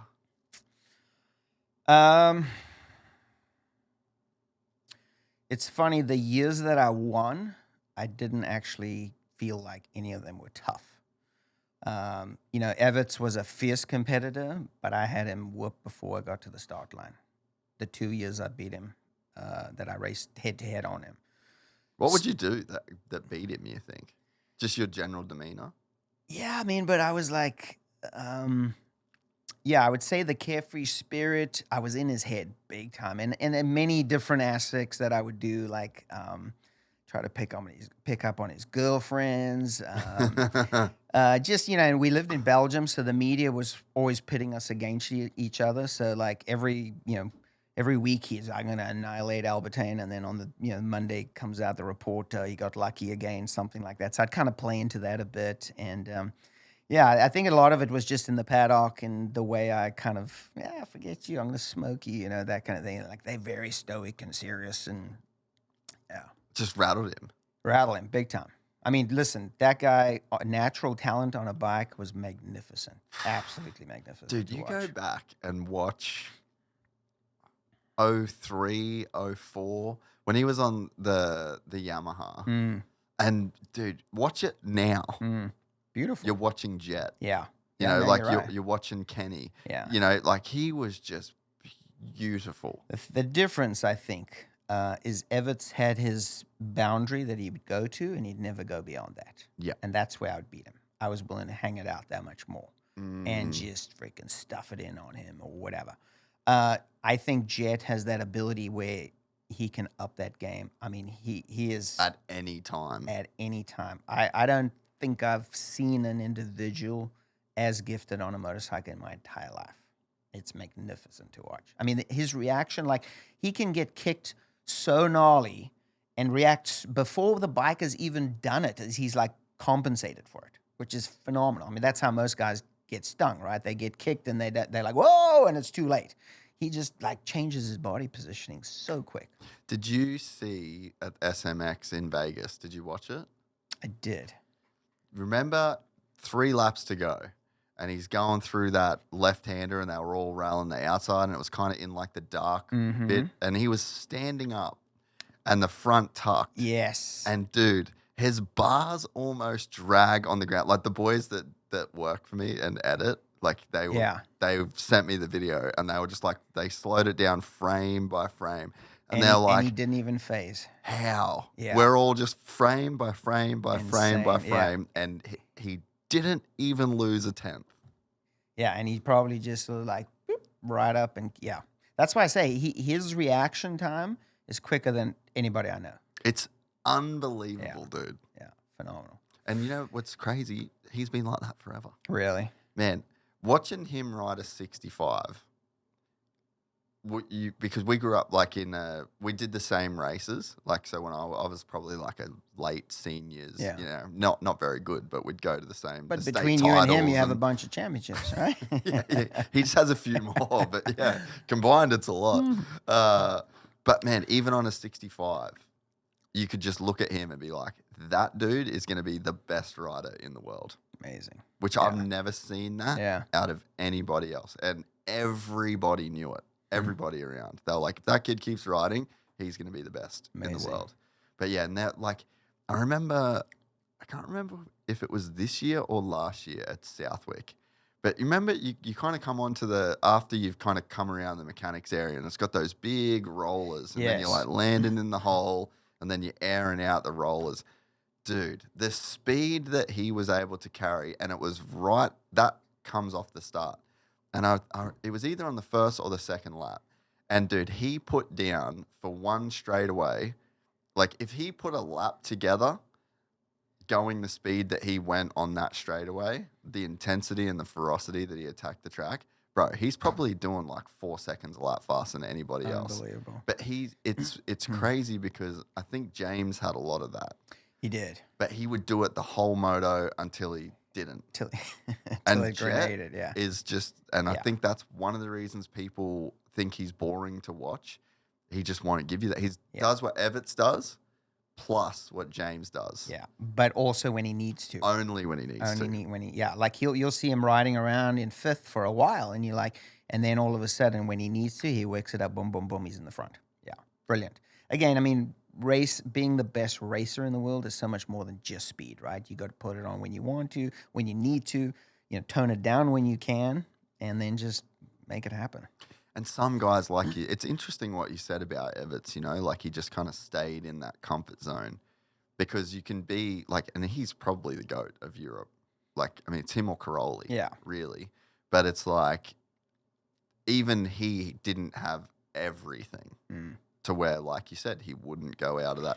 He wouldn't hang it out. Yeah, and that's why Tortelli was able to beat him as well, right? Tortelli and my riding style is kind of similar. Like, frickin', we just hanging it out. And, like, he's all of a sudden, whoa, what the heck's going on here? But he never had the big crashes like Tortelli had. True, or me. Yeah. Like, dude, some of those... some big ones. Bro, some of Tortelli's crashes, too, were just wild. Like, downhill, just like an explosion went off.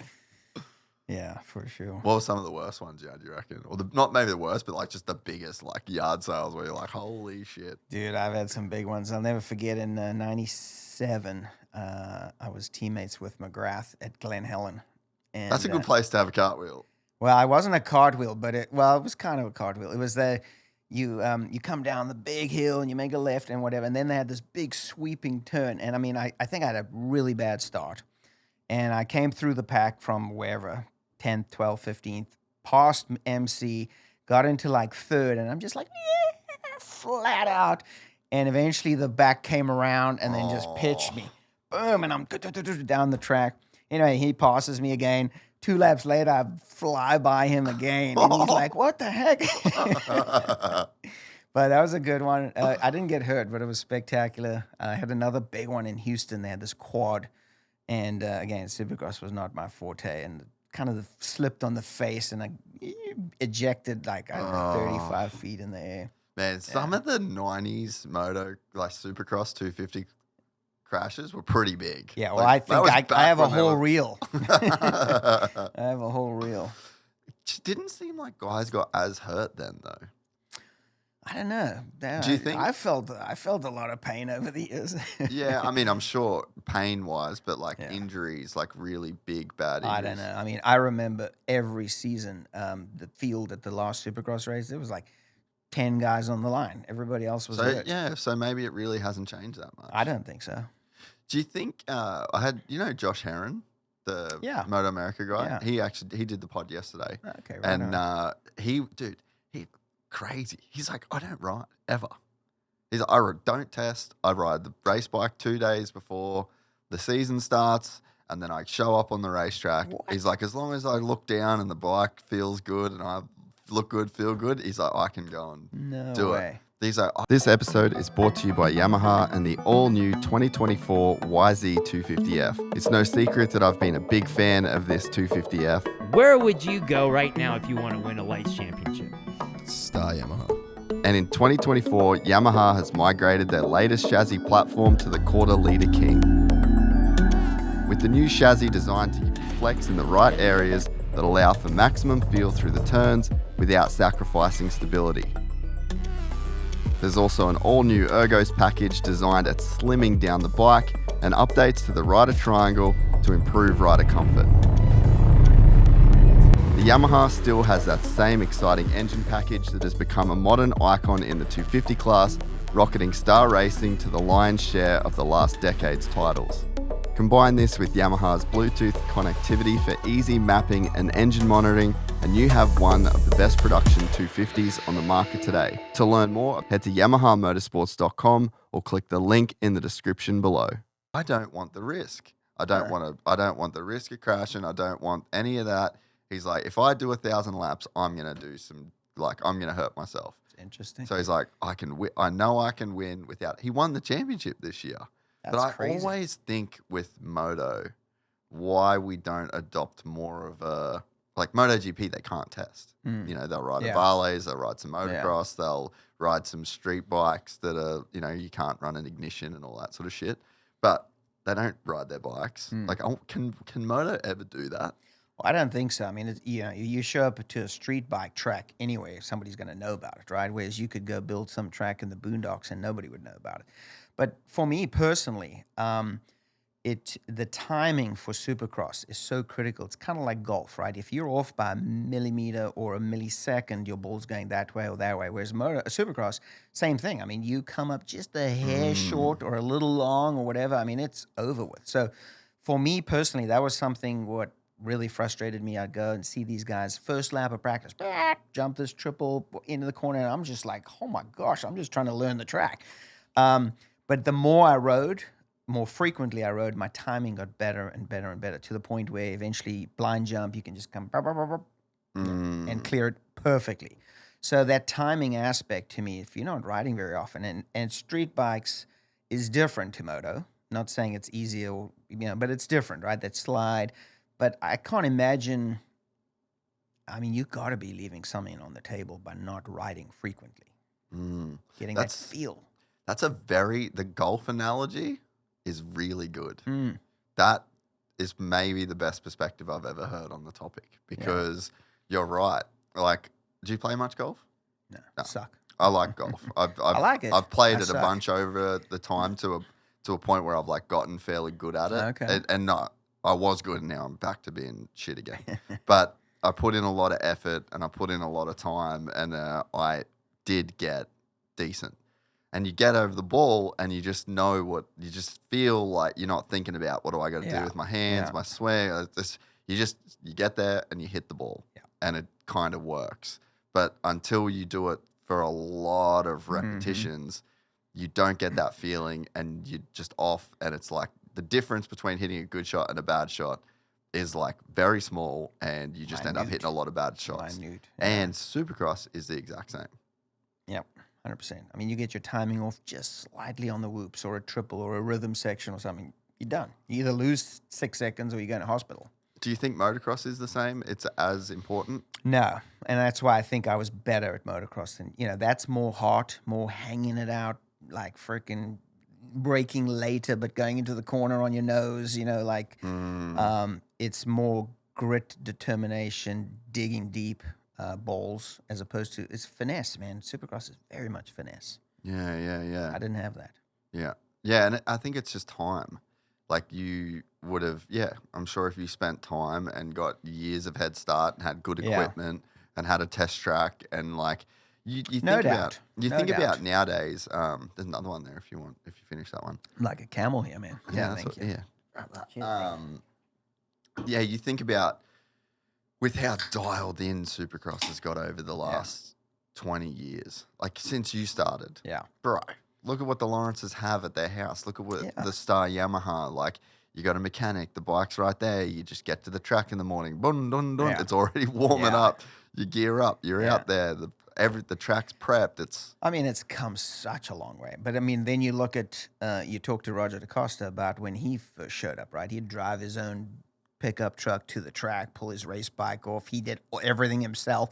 It's certainly evolved. But I think with, we have access to so much knowledge right now, right? With YouTube. And I mean, you can figure out how to do anything off, what's available out there. And in those days, we didn't have any of that stuff, like training. I mean, I used to think, the harder you train, the better, and now when you look at the science behind what Eldon and these guys are doing, I mean, it's like down to the calories, right? And it's down to how much energy you put in out. Exactly. It's become so much more scientific. But the knowledge is there. I mean, you've got all this experience, and we were just trying to figure it out. Yeah. Did you ever have anything to do with Eldon, or he was just on a completely separate parallel timeline? I didn't know Eldon at all back in South Africa. We met when he was first working with Ricky, and what a great guy. Yeah, crazy, like another South African that like really pioneered his own lane. Let me tell you, and I say this, a lot of, I don't know if it's unique to South Africa, but a lot of, what do you call it? Expats that come from different Just countries. immigrants. Yeah. They just paving a way in a unique way. I mean, look at what Elon Musk has done. It's like freaking insane. You know that him and I were in high school together? No way. Yeah, seriously. Fun fact. I mean, I didn't know him, but in 1986, I was in 8th grade and he was in 9th grade in the same high school. Isn't that crazy? That is crazy. He left the next year and moved to Canada, and I left 3 years later and moved to Europe. When did he first come on your radar again? Or did you even know he existed when you were back then? No. When did you figure out that he went to the same school? I was reading up on him the other day, about 6 months ago, and I'm like, he went to Bryanston High. I'm like, what? I went to Bryanston High, 1986. And I'm like, you are kidding me. I was there. It was only the only year that I went to that high school, and that was the year he was there. No way. I know. I've actually got his biography. I haven't started reading it yet. But, just an incredible dude. And, like, politically now, too. I mean, like, everywhere Trump is, he is Crazy. in the background. Yeah. Like, I'm pretty excited to see where the country is going to go in the next 4 years. I'm so excited because we've been in a freaking going the wrong way. And politically, I don't care what people think, but government generally is you're taking a bunch of subpar players and saying, hey, run our country, and we're going to freaking tax you to whatever we think you should be taxed so we can fund all of our little stupid programs that we know nothing about. That's really what government is. And the bigger it is, the more incompetent it gets. So, yeah, I'm just excited. I mean, if nothing else comes out of this presidency, if they can just get rid of a ton of government waste, we're in for an exciting time. Well, the government is just a business. It's like a business that can kill people. And has Like zero accountability, right? Yeah, we run out of money, we tax you more, or we print more, right? Yeah, which makes your money worth less. Yeah. Man, I woke up the next day. I tried to stay up for the night and just figure out what was going on, but I ended up falling asleep. And I woke up the next day and I just had it was a weird sense of relief. Yeah. And people would always say like, "Oh, you're not even from there. You're not American. You can't vote." I'm like, dude, this is where I do my business. Yeah. Like, this is really, really important. Yeah. And it's like, I think this could be good, especially with just Elon. Like, just having Elon, that's a guy that if you look at the way he has this like crazy philosophy of the way that he builds companies. He's built multiple companies, and he's got this whole principle of like, delete everything. Yeah. Delete it and then go too far. And then you'll know what you actually need. And he's like, and then once you've got what you think you need, delete some more shit. And just keep going back and forward and like really sharpening the process. And I think like that goes against everything that the government has been doing 100%. For the last 50, however many years. Yeah. It's all more government, more departments, more this, more secret projects, more going to do this. And it's like, we don't need that shit. Like, let's do the less of that as possible And I think we're in for an exciting time. But a I know, crazy I'm sense so of excited. relief. Everybody. I mean, unless you're a hard liberal, freaking. I'm sure there were some people that were bummed, but I'm sure there's a few of them, but I'm not too sad. I downloaded Twitter just to watch those people for one day. No, I think anybody with, I mean, again, Trump is not our savior, right? Yeah. I'm not a personality cult person. I'm not. I have a different savior. So he's not our savior, but everything that we're standing for and moving towards, I'm so excited about, right? So pumped. So yeah. We're in for a great 4 years. And let's hope we can do a good job with it and be good stewards and get in for another. Well, I was going to say, hopefully we're in for another good 8 years. Exactly. Yeah. And then hopefully JD Vance is still a good dude. He seems to me to be. Well, Trump can only do 4 more. That's true, yeah. So, but then if JD can jump in, because he looks to me like a good guy. I've listened to a bunch of his like long form interviews. Like, seems like a good dude. So hopefully, that's one thing that is very, dude. I mean, you don't want people to be in power forever. Like when my wife was in 3rd grade was when Vladimir Putin got in power. And she's a married woman, dude. Like, it's crazy. Yeah. So that's probably too much. Yeah. But the whole Probably too like much. back and forward and back and forward, and you kind of want to have like a good democratic process that can like move in a good direction. Yeah. Just like a motocross career, you know, like you just have to have some good momentum and some good, you know, good progress. All that shit compounds on each other. Yeah, I'm excited for sure. And you feel that in business too, right? You know, like it's just the initial years. Like it takes so long to build momentum in anything in life. Yeah, and I mean, you know, like when you see the government involved in every aspect of your life, and eventually, I mean, you become a libertarian in a way. Like, get away! Like, why do you have to be involved in there? I mean, it's one thing you're taxing us to death. I mean, not only income tax, but corporate tax, and then sales tax, and then tax on cars, and tax on fuel, and tax.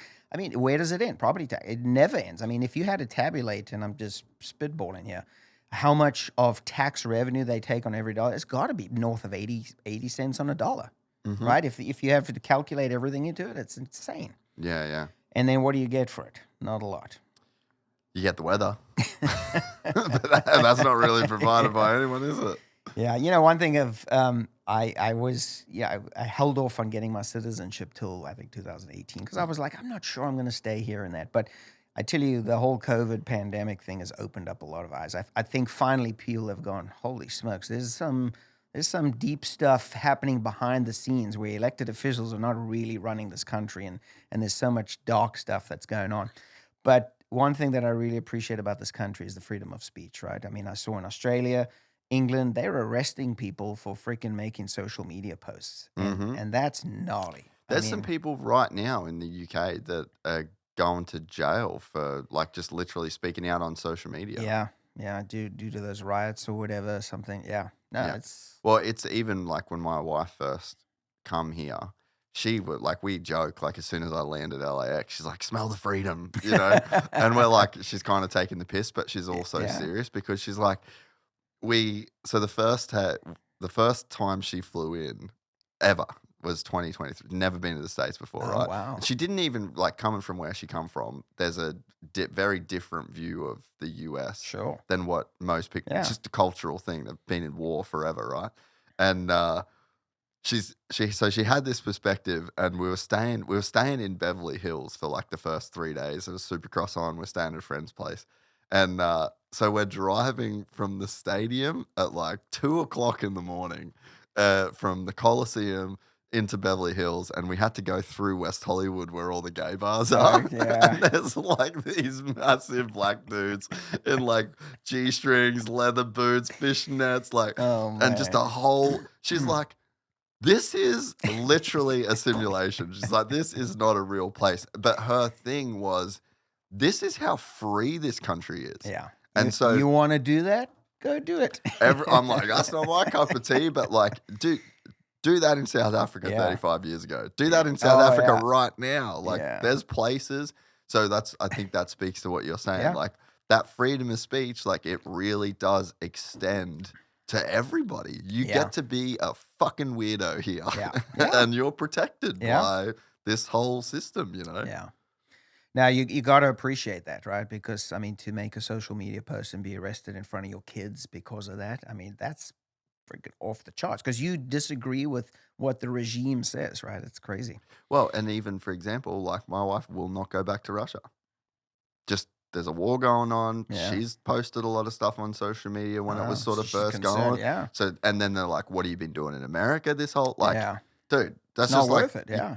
And how wild is that? Like that's a complete lack of freedom. Like Yeah. you're not free if you can't even go. Yeah. Technically, she can, but like, should she? No. Yeah. You know, even for me, I'd love to go and. Oh, you're screwed, bro. No, there's no way you could go through there, you know? Yeah. So, Yeah. anyway, crazy. Yeah. No, I'm excited. Very excited about the next chapter of America. So, the championship year that you got, just to circle back, what was different in that year? Just you finally just got the train back on the tracks in a way? Yeah. So, 98, I make a joke that I won the 250 championship. Doug Henry won the 400 championship because I was racing against him, and that was freaking brutal. So the Suzuki was on the way up, but it and wasn't. then this new thing comes along Oh that's my like a gosh. completely different. And he whole shots you by 6 bike lengths, and the deeper they plow the track, the more he's just. Or in all fairness to Doug, he deserved the championship that year. He rode very, very well, but it was very demoralizing to get smoked off the line every race. Anyway, so yeah, I finished second in the championship, and then I'm like, okay, this is the year I've got to do this. And I mean, I worked harder than I've ever worked for any championship. I mean, I was up in the high desert doing 2 45-minute motos or 3 30-minute motos like twice a week when it was hot in the middle of summer. I mean, I was just grinding.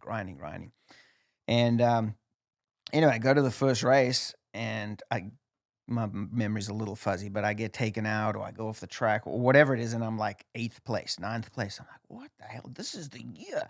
Yeah, This I'm is the my guy, year. yeah. This championship's already slipping away like 2 races in. Hangtown, there's Glen Helen, Hangtown, same thing, dude. Crash. I don't think I DNF'd, but I mean, it was like really bad results. And I had a good friend who was the chaplain at the time, Steve Hudson. Dude, and he's like, I said to him, Chappie, I am so done. I've been putting heart and soul into this thing since I won my last championship to come back. And I'm like, man, if this doesn't break through really soon, I'm done. I'm like, I have no more fight left in me. And he's like, well, why didn't you tell the Lord that? And I went back to my hotel room, Mount Morris, and I literally got on my face before the Lord. I said, Lord, you know that I've put my heart and soul, I've bust my butt, I've everything into this. Like, I'm serious. I'm done. Like, if I don't know what your plan is for me, but if I don't win soon, this is the last year. Anyway, long story short, I went 1-1 that weekend, and the whole championship turned around from there. It was like I was What in the changed? fight. Well, I think it was 2 aspects. I mean, one aspect is like, now it's not on my shoulders anymore. Lord, it's on your shoulders. I've done everything I can physically to prepare. Nobody's better prepared for this championship than I am. I've done everything. So now it's not on me anymore. I'm putting it on your shoulders. And I think God also allows you to go through seasons of your life where, there's resistance to what you think is the right thing or what your plan is or your timing is. And it's to help you grow, help you to mature, help you to refine your character and things like that. And I think he knew that I was serious. He knew that I was not kidding around. I'm like, I'm at my wit's end. There's no more fight left in me. And I think he, with a stroke of his hand, just went, okay, it's yours. That's wild, eh? Yeah. Yeah, so it's almost like you've got to let go. Like you can't hold on too tight, and you can't want something it's like you can't want it too much in a way, and it's like you've almost just got to like let go and be like, I've did everything that I needed to do, and it's like whatever's gonna happen is gonna happen kind of thing. Yeah, it's like that sense of just taking this The weight 1,000 off. pounds and Yep. saying, okay, it's not on me anymore. I'm putting it on you. Yeah. And Yeah. it worked. And it worked, man. It was a great rest of the season. Had some huge battles, man. Some massive battles with Tortelli and Lusk and Pichon. It was a very fun year. Dude, that's pretty cool. And Windham. Oh, that's right. There was 400 riders. Windham, Tortelli, Pichon, and Lusk. How's that? That's right. That was a Yeah. stacked year with Honda. Oh my gosh. Windham should have won that championship hands down. He whole shotted so many races, and I'd freaking have to hunt him down. Yeah, and that was on a pretty good 250 back then. Like, they were a really good bike. That was amazing. Yeah, for sure. Really strong. That's probably the second most talented guy I've ever seen on a motorcycle. Apart from Jet. Yeah. Windham. Oh, my gosh. Natural talent. Just amazing. Yeah, he's just such a beautiful rider. Yeah. Just tall, flowy, effortless. Yeah. Like, why do you think he didn't win more than he did then? Just coming up against the wrong dudes at the wrong time kind of thing? I don't think he had the heart. I don't think he had the heart.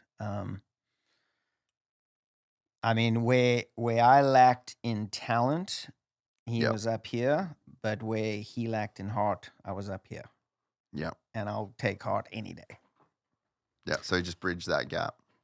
Yeah, I mean, you bridged that gap. Yeah, he had, if he really wanted to win, he could have won pretty much every race he ever entered, really. But that fight, I mean, as you know, in life, if you don't have that fight, that's that grit, the real grit and the real fight, it'll prevent you. I wonder what it was, though, because everyone is who they are for a reason. Sure. Everyone got molded and shaped, and there's just it's like the sands and the winds of the fucking world just blow, and they end up molding you in the same way that like a canyon gets molded over years or whatever, Like, wonder what it was in his life that dictated that that's the way that it played out for him. I don't know. As you say, is it nature? Is it nurture? Is it in his DNA? It's got to be both. It's got to be both, yeah.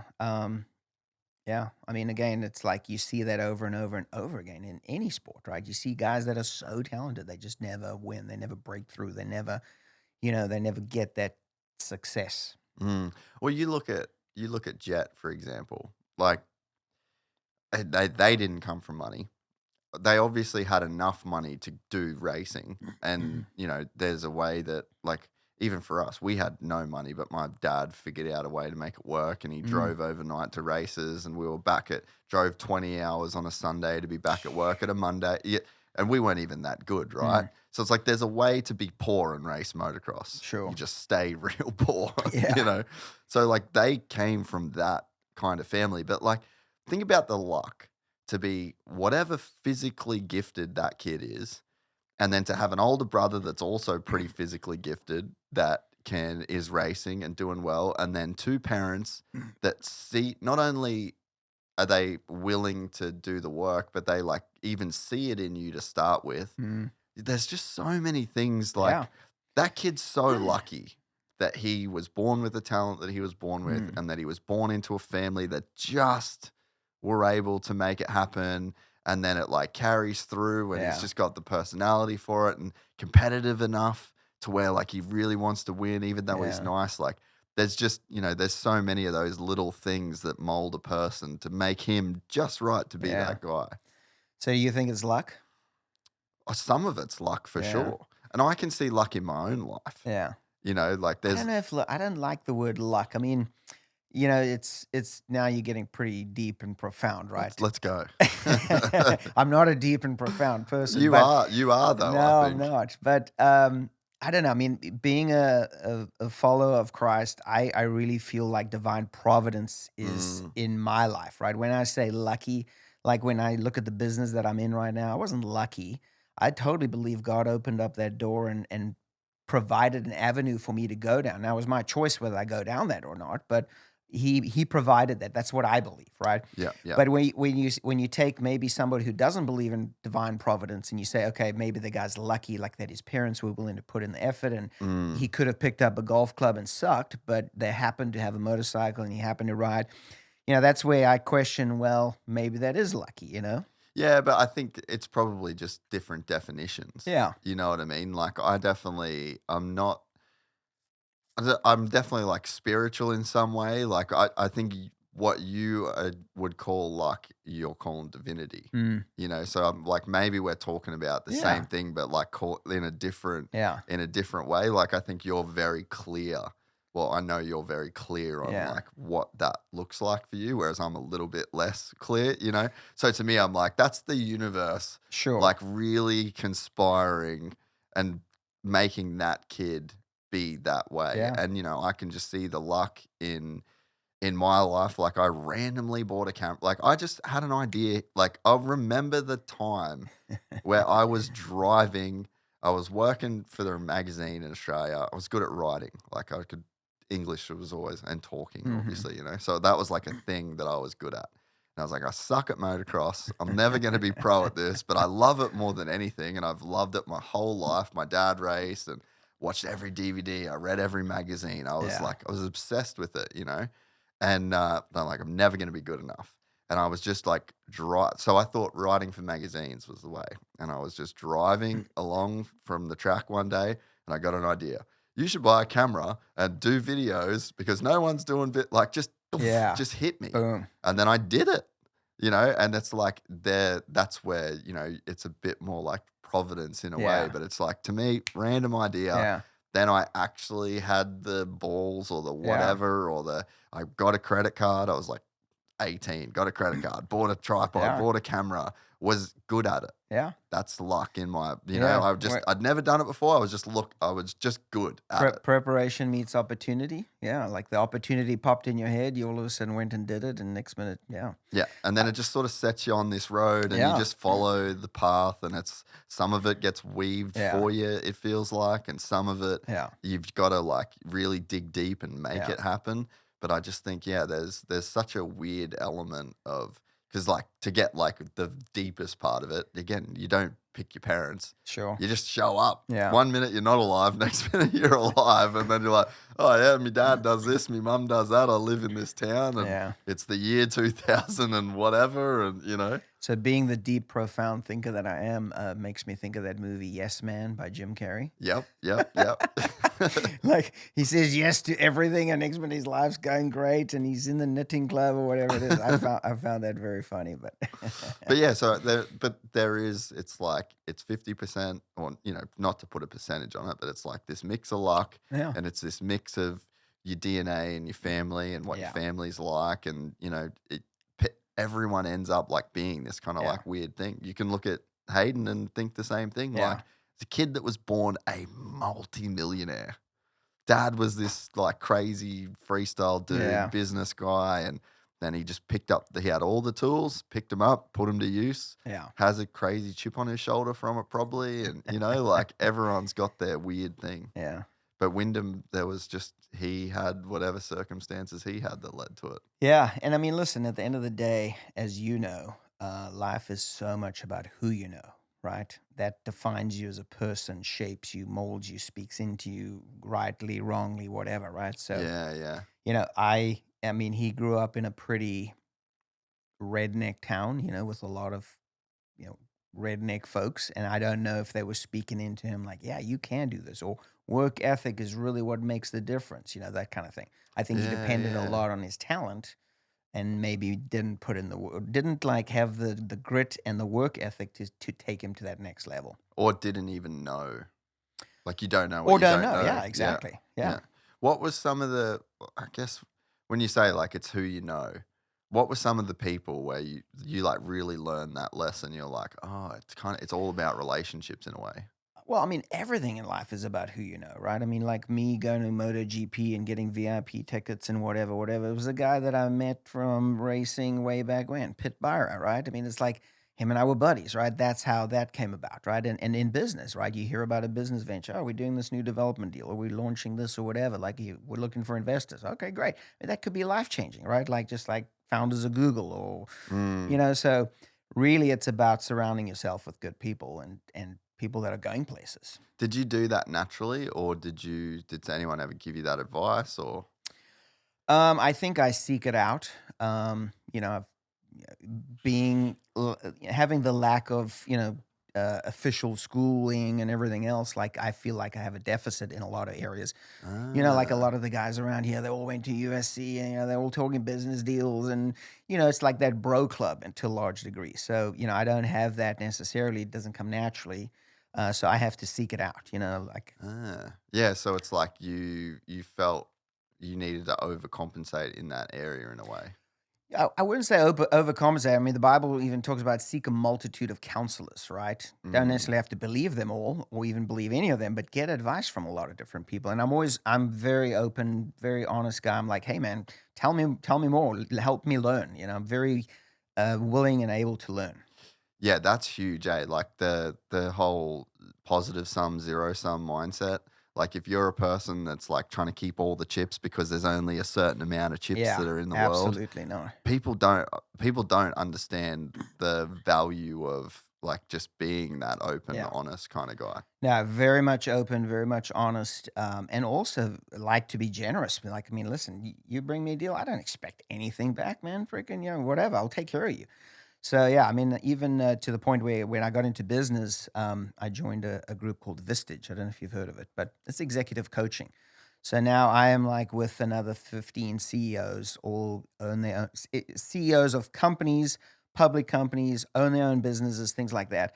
And I get to bounce ideas and hear all the problems and just, something like for me, my business acumen has gone up, massively just listening to these people, hearing about problems regarding HR or legal or tax or, all kinds of stuff. And like, I'm a sponge, man. Every time I go to these meetings, I just love it. That's awesome. So what's the deal? Like, do you guys meet every now and again or? Yeah, we meet every month. Yeah. And then the chair of the group, we get a one-on-one with him. So I get to like, hey man, I'm having an issue with this, or I'm thinking of growing in this area. What do you think about that? And like, it's a coaching thing. I mean, yeah.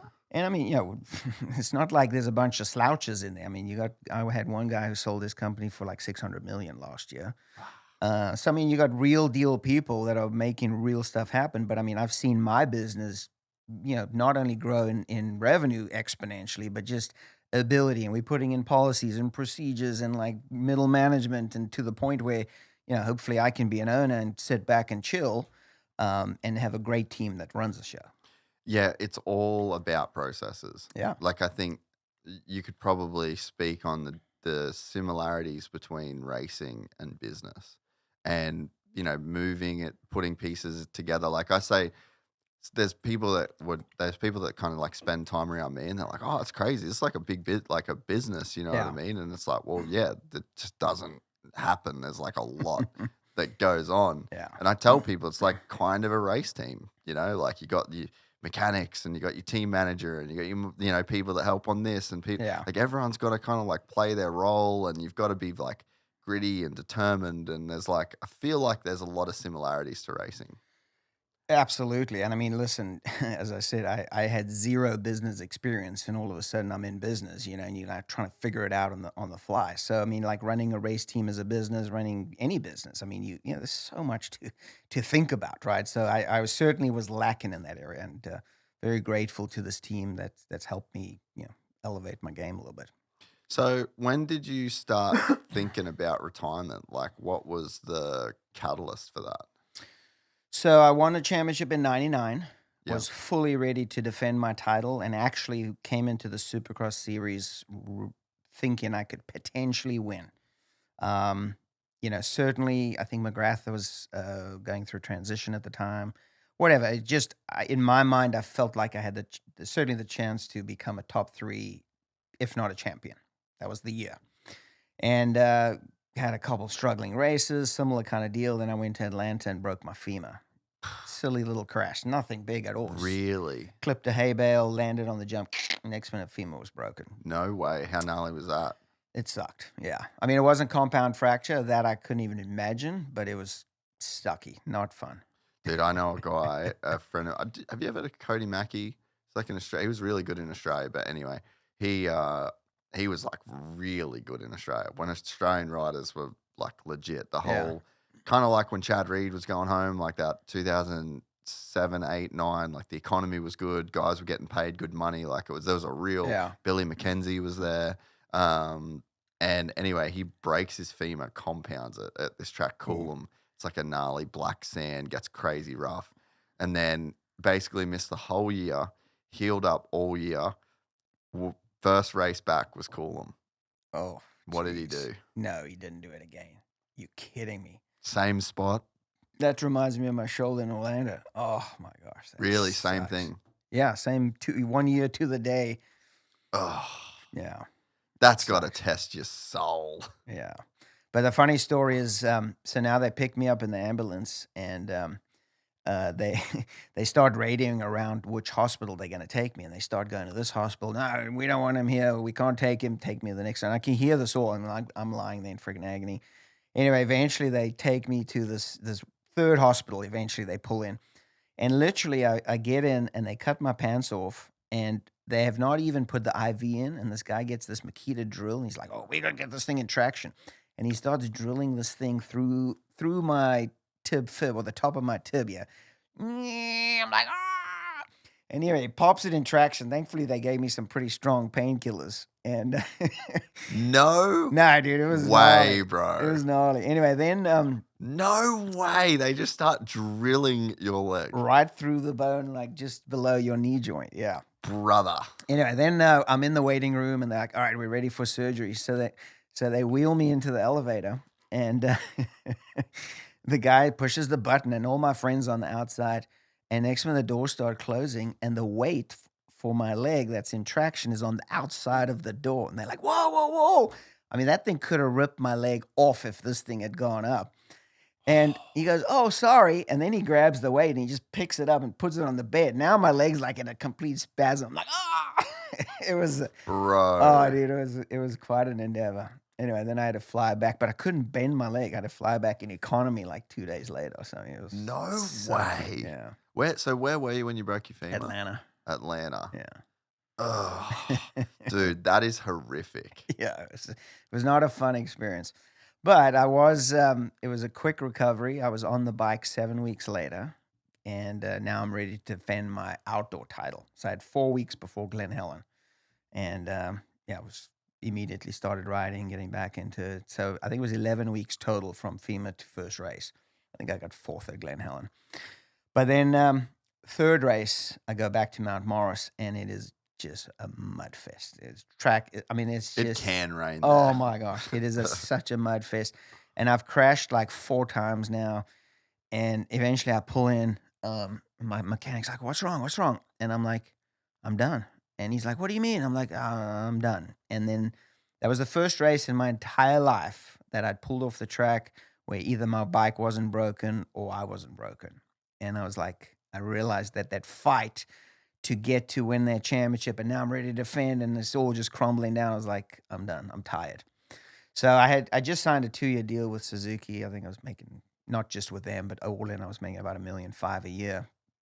And I was like, I'd like you to release me out of my contract. I'm going to let you know now so that you have time to get a new rider, things like that. So I rode out that season, and then they hired Windham for the next year. Yeah. I never raced for the money, ever. I mean, I always wanted to race to win. And even though I just signed a 2-year deal, for me, it was like, if I don't think I can win, I'm not going to race.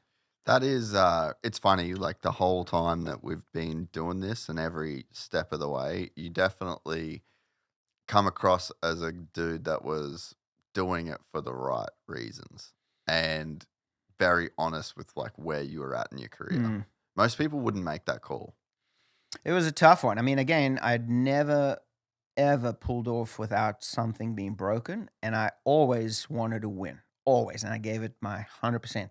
And I, for the first time ever, was like, I don't think I can give it 100% anymore. Like I've put in so much effort for so long that maybe I could do 80%, but not 100.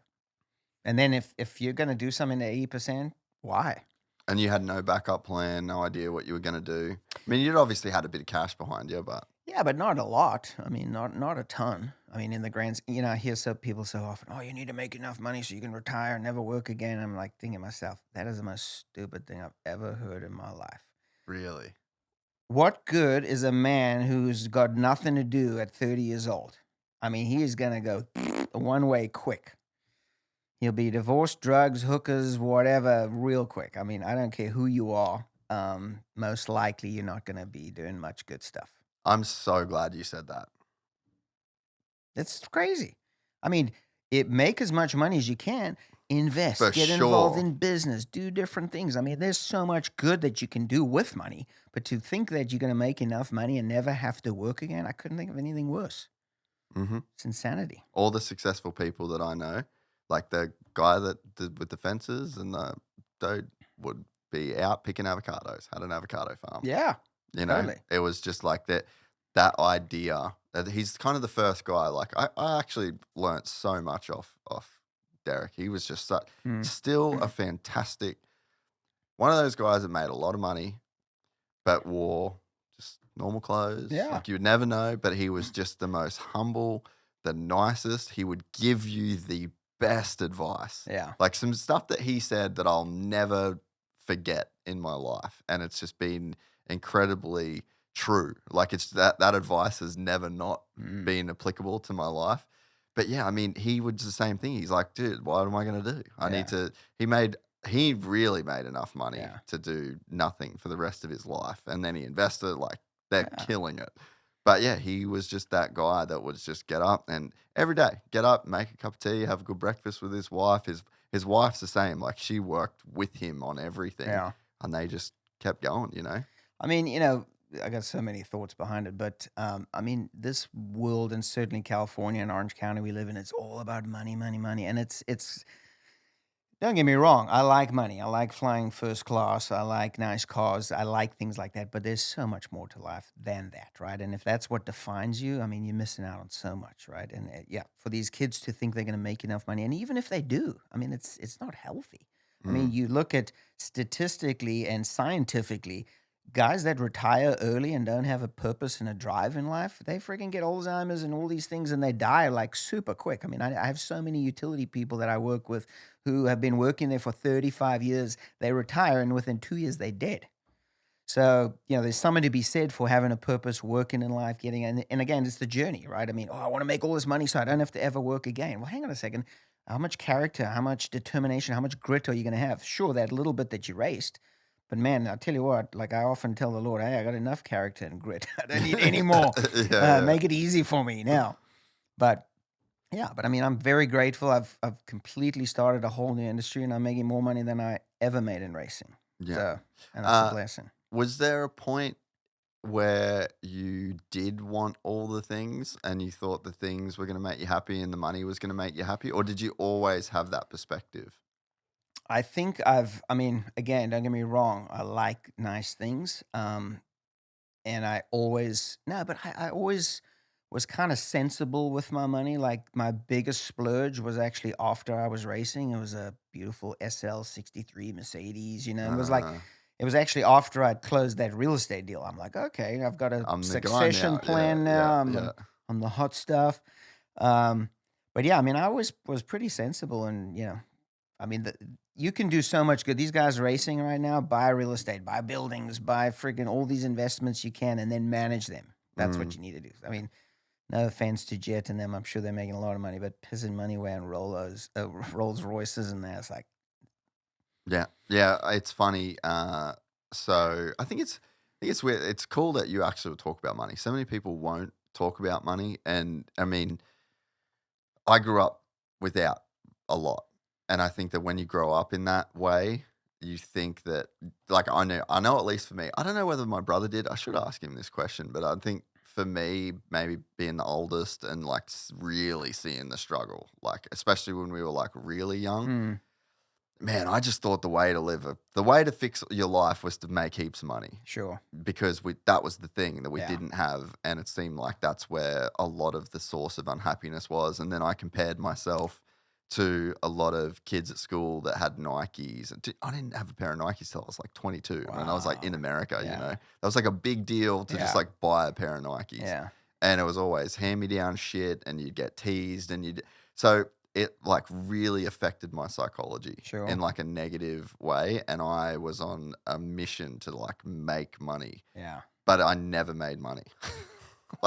Until I stopped wanting to make money. Yeah, it's interesting, huh? Like, it's very strange how it happened. Yeah. And as it pertains to races, so, like, there's this whole thing where you can, because you do have the potential, like, to make a fuckload of money in this industry, right? And so the goal in this industry is to make as much money as you can and retire really early. And what was very interesting being close with Danny, I would hate to know how much money he's made. Oh, yeah. Bro. Those guys make serious cash. It would be a lot. A big career, won a lot of races, like a lot of big spot. Yeah. God, he would have made some cash. Yeah. And he was fighting for a drive. Yeah. He didn't want to retire. He might even still go back on the grid at some, you know, and we're the same age. He's 36, 35, 36. Yeah. That taught me a lot. Watching that go down, I was like, huh. Yeah. There's actually something very interesting there that maybe people like, I don't know, let's say Jet, Haiden, like Philo, Ricky, whatever. Like there's a generation of guys that they didn't try to stick around as long as possible because they're like, I got enough money, I can do whatever. But obviously, like when I was watching Danny, I'm like, he's not doing this for the money. Yeah. There's no, like, dude, done. Over. Won the game of life, clocked it, playing with cheat codes now. Like, that's the level of paid he is. Yeah. And he still wants to do this. So there's something in that that's actually more important than money.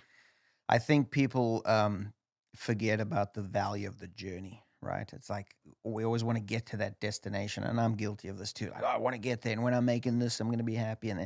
And it's actually what I do like about money is it gives you options, right? And I feel like I'm a very generous person. I love to bless family or friends that need money or whatever. Yeah, just take it, take it and get them out of a bind. Like that and no expectation of no return. No expectations. Yeah, just freaking here you go. And to me, that's what I love to be able to do. But that journey, I think there's so much value in that journey, right? We always want to get there so quick.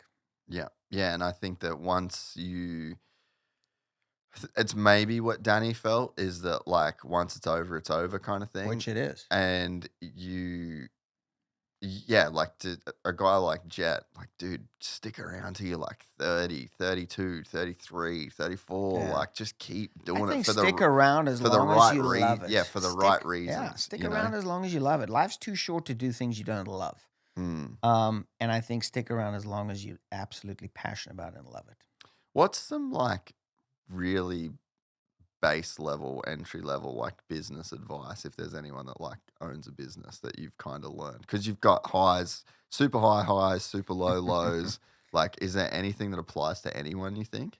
Well, I honestly, I think so many character traits that you can get out of motocross or being a successful motocross rider apply to business. I mean, freaking hustle factor, grinding, commitment, hard work, dedication, learning from others. That's maybe less so, but ask advice, humility. Humility is such a big thing in life. I mean, the crazy thing is I'm in this industry and people so often, and I'm talking about the electrical utility industry, right? Not a sexy industry at all.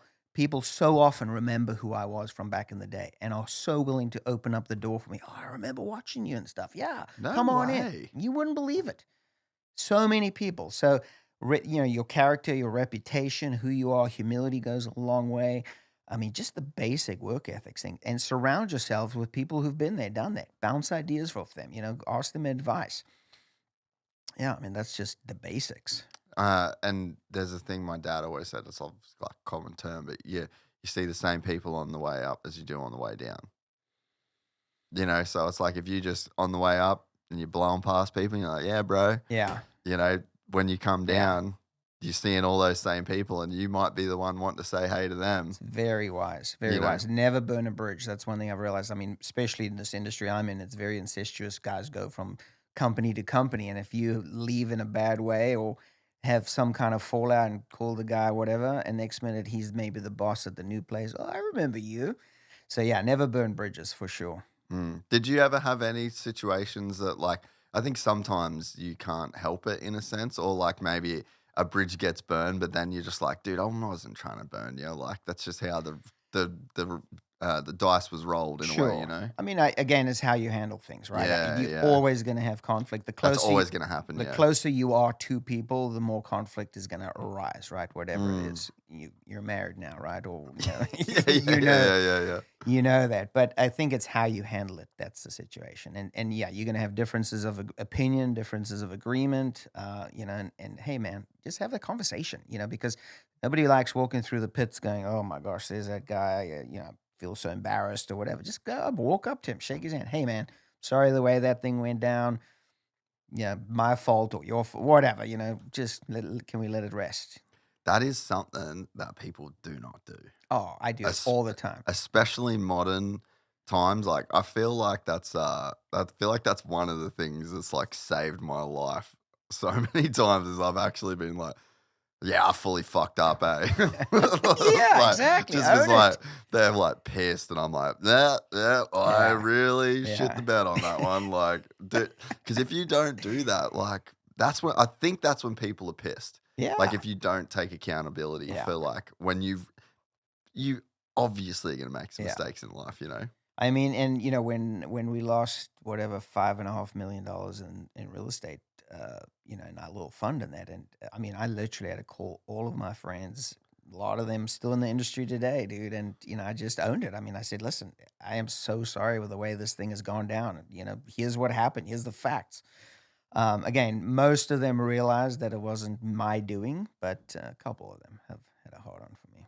Yeah. I mean, yeah, like you said, some of that stuff's just kind of like unavoidable in the end, eh? One of the things that I've found really challenging, and I'm sure any athlete does this, is when you retire that you lose your identity. And it's, man, unless you're grounded, it's tough transition to go through for sure. Because, since you're a kid, all you've ever done is like race or play golf or whatever. Now all of a sudden you're a has-been, you're this X. And I made myself write down all the reasons why I retired. I said, Really? Yeah, I probably got advice from somebody. They said, write down because you're going to be tempted to come back. And man, that pull was so strong. And you look at Dungy, right? He came back because you forget about, it's like an ex-girlfriend. You forget about all the problems and you're like, oh, I could do that again. I could do that. And I mean, hats off to him. He did something that I don't think anybody could do. I mean, holy smokes. But yeah, it's that lure. It pulls you back in. I've lost my identity. Who am I? I'm going to go show everybody who I am. Oh, for sure. And I think the other thing too that maybe people don't think about is like the highs that you feel. It's very, very hard when you're an athlete and you go into Anaheim 1 and the fans are cheering your name and you're the man, like, and when you go just into regular life, those highs just like aren't as available, and then you also get very desensitized to things. Like that's like that's human nature. Yeah. It's one thing that we just have in us. If like the fucking money gets pulled and your economy crashes, you get used to sleeping in a 1,800 square foot house pretty quick. Yeah.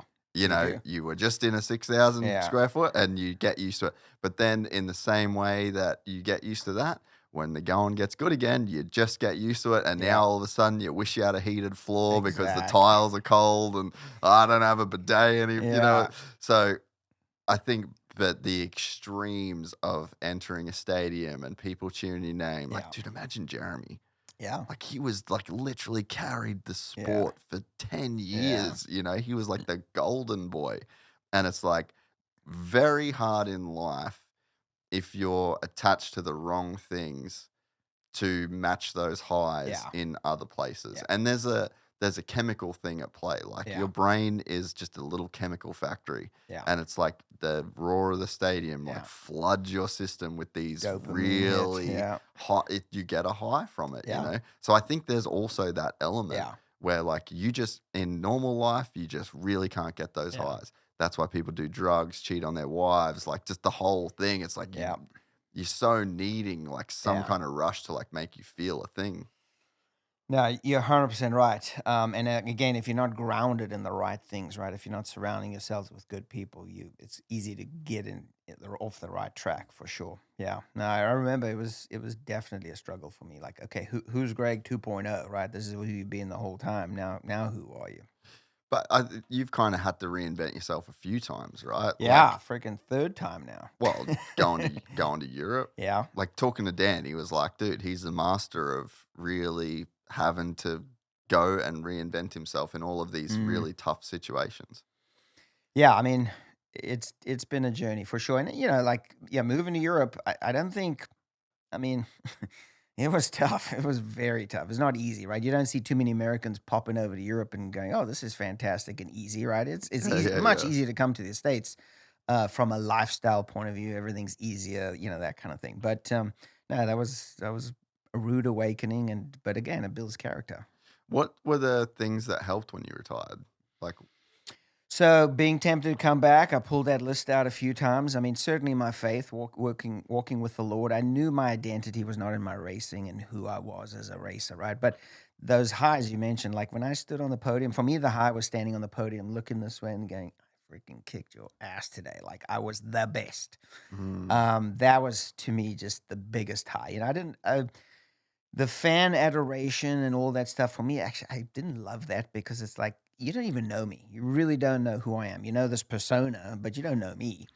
There was very few people that really knew me. So that kind of wasn't my appeal, but knowing that I freaking kicked everyone's ass that day, that was a great feeling. That was a high that you can't duplicate anyway.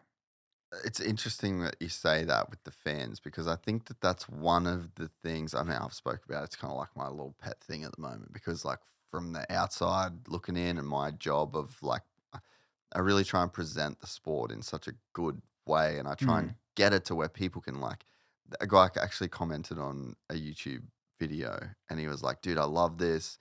He actually was from a town that was an hour away from mine. And I felt so far away from the sport as a kid, like I was like desperate to hold a magazine and read about. Well, congratulations. You've done a fantastic job in putting yourself in a great place. Yeah. And I never thought I'd do that, but like I just remember feeling so far away. And I think that's like one of my big passions in this is like being able to like, you're right there, like you can really look and listen and like there'd be people that are huge fans of yours that are just would have never heard you talk for 3 hours, you know? And it's like, that's such a cool thing. But I just see that's a double-edged sword, right? Because like that guy left a comment that was, I really liked it. He's like, the sport feels so close now, like closer than ever because he's like, I'm in Atherton or Innisfail or wherever. Like it was like an hour away from my town. I'm like, that's kind of what I'm you're going pulling for. like real good nuggets from all these riders in and like making it real to them, whereas they don't even hear this stuff. Yeah, and people that are like so far away. Like I would never even dreamed I would have gone to an Anaheim or a Supercross or something, Yeah. But the double-edged sword of that is that then now the whole fan thing, it's like probably way closer and way more like weirdly intimate these days. And I can just see it affecting certain riders so much, you know, and it's just like, even Jet and Hunter, they did like the press conference saying like, oh, the haters because we're from Australia. And I'm like, I don't know about that, eh? Like I'm like, I feel like I don't really get that. Maybe it's different because I'm not a racer or whatever, but I'm like, I don't feel like that's real. Maybe it feels like that. Yeah, you're always going to have that little fringe, right, of everybody. I mean, especially on social media, it's like people are always very loud and obnoxious. That's what I mean. It's very skewed, like, but there's a way, and I've been saying that there's a way to just not really care. Yeah. Like that's sort of not really what it's about. And it's cool to hear you say like, you actually just didn't care. I didn't. I mean, and you get the highs and the lows, right? People, oh my gosh, you're the best, or you suck so bad. I mean, how many times I heard that he sucks, he crashes all the time. That's all he ever does. I mean, even to the point where I wrote an article, I wrote a letter. This was in the days of letters to the owner of Motocross Action magazine, because Jody and I had a beef, and everything was like negative. Albie crashes again, and I wrote a letter to the owner, and I said, this is BS. I thought you're a man of God, and all this guy does is put me down, and I'm trying my best, and blah, blah, blah. And like we had a come to Jesus moment, and he apologized and was like, we were great ever since. But, no way. That's cool. Yeah, good on you. Again, when it matters, I'm not going to allow people to treat me crappy or whatever, but over most of the time, I really think it's very helpful in life in general if you can care a little less what people think. And I mean everybody. We try hard to please some people sometimes. Like freaking I'm sorry you're upset. I'm over it. Well, I kind of go off. I think it's what you said. Like you don't know me. Like I feel like if you know me and I know that you know me, I care about what you think. Sure. That's kind of like my only gauge, And sometimes there's people that like obviously these podcasts are long and I'm talking and sometimes there's people that make some comments where I'm like, fuck, he's right. Like he's very right. Like that sucks. Yeah. And you got to like take it. But for the most part, I'm like, dude, you fully don't know me. Yeah. If you said that to me or about me, you don't know what you're talking about. Yeah. And like, just, I get it. That's your opinion. Yeah. But you just don't have all the facts. Yeah. And it's like, it's your wife, it's your best friends, it's the Yeah. people you talk to, it's the groups that you're in, Yeah. it's the real people in your life. If they think you're a dick, you're a dick. That's true. And then they're going to be less and less around, right? Yeah. So it's like there's a very select group of people that you should care about, but or like you should care of their opinion. But also, I think we all kind of know the stuff that's true as well, to where I'm like, that guy's right, dude. I definitely shouldn't have said that, or I definitely like, whatever the case may be. Yeah, I mean, like with social media now, when I retired, there was none of that stuff, right? Well, you went through a whole career without it. Yeah, I mean, I could not imagine. Like if I got sucked into that world, I would want like screw you, like it could be very interesting. I would definitely have somebody manage that, so I don't even see that stuff because. Yeah, there's always haters, right? And people very brave behind keyboards. Yeah. Well, and that's the thing. And like I've said this to like multiple guys where I'm like, who at a Supercross has ever talked shit on you in person? Yeah, nobody. Nobody's got the balls to do that. Never happened. Yeah. So it's like, then what is this? Like this whole, and the way you said it, sucked in. Yeah. That's what has to happen. Yeah. You have to get really sucked in. And hey, I got news for anybody. The internet is undefeated. Yeah, 100%. It will get everyone, dude. Yeah, like exactly. There's a facial expression of this or that, a thing you said that can be like, dude, don't even go there. Like you are not winning the battle with the internet. So don't even start. Yeah, so true. So true. Oh, that's so good. I was gonna ask something when it came to like the fan side of things. Like what? Yeah, well, I guess you didn't have social media, but like, what role did that play in the sport back then? Well, I mean, the internet really only got going like 2000, something like that, right? So yeah, I mean, it's funny. We were all told, all the riders, we need to get our own website up, because like I don't know what. Dude, Ron MX. Yeah. Yeah. Yeah, totally. So like I think I got gregalbertyn.com, and I mean like we're gonna make so much money, and I don't think I made anything off it, but it was like so funny. We got to all have our web pages up. But yeah, I mean that was kind of like the start of it, and then there was really I mean, Cycle News was the weekly paper that everybody sort of followed. I think that was maybe very much industry stuff, but it was like typical magazines. That's why my very first race, I mean, friggin' motocross action, that was like godly. That was like reading the Bible. Like, oh my gosh, this Honda, the 85 CR80 is the best. I'm like, oh my gosh, I gotta get one. It's the best. That's what they say. Yeah. So, and then. Yeah, I mean, you guys could kind of get away with a bunch of different stuff. Like in the 90s, you hear about the parties. And that was all because, dude. Yeah, you couldn't get away with any of that. Bro, Deegan goes in the club now. Someone buys him a bottle that says Hymus is cooked, and now there's like a massive beef. And it's just like. Hymus is what? Bro, you didn't know about that? No. Oh, so Deegan goes in. It was after one of the races. Yeah. And he's like in the club. Some dude knows who he is, like him and Chance were like having a thing back and forth. Someone buys a bottle, and when you're in a club and they like write the thing on the sign. Oh, I didn't know that. They wrote Hymus is cooked on the thing, and Deegan's like, yeah, like just like laughing. Now they have like this whole thing. Oh, but like, dude, gosh. that I'm sure there was a million times where you guys were out in the 90s. Trust me. I mean, coming from Europe, and like. What was Europe like with that? Nah, very conservative. Very conservative. Everyone was pretty serious, That was like that's why I kind of like broke the mold. I came in, I was like all full of fun, and everyone was very serious. But when I came over here, for me, it was like, oh my gosh, what the heck? This is loose. This is loose. I mean, the guys were smoking weed on the weekends, and then like, oh my gosh, I remember going up to Duke Finch, who was the AMA director at the time, or something like that. I'm like, dude, do you guys ever do drug tests? Like, this is way before marijuana was like so widely accepted. Yeah. I'm like, do you guys ever do drug tests? Oh yeah, we test all the time. Anyway, I said, well, I'm not going to mention any names, but you should probably do some tests this weekend. Anyway, he never did. But I mean, there was like, it was a very much an eye opener going out to Temecula and partying with some of the guys. Oh, I went to some of the parties and Canyon Lake.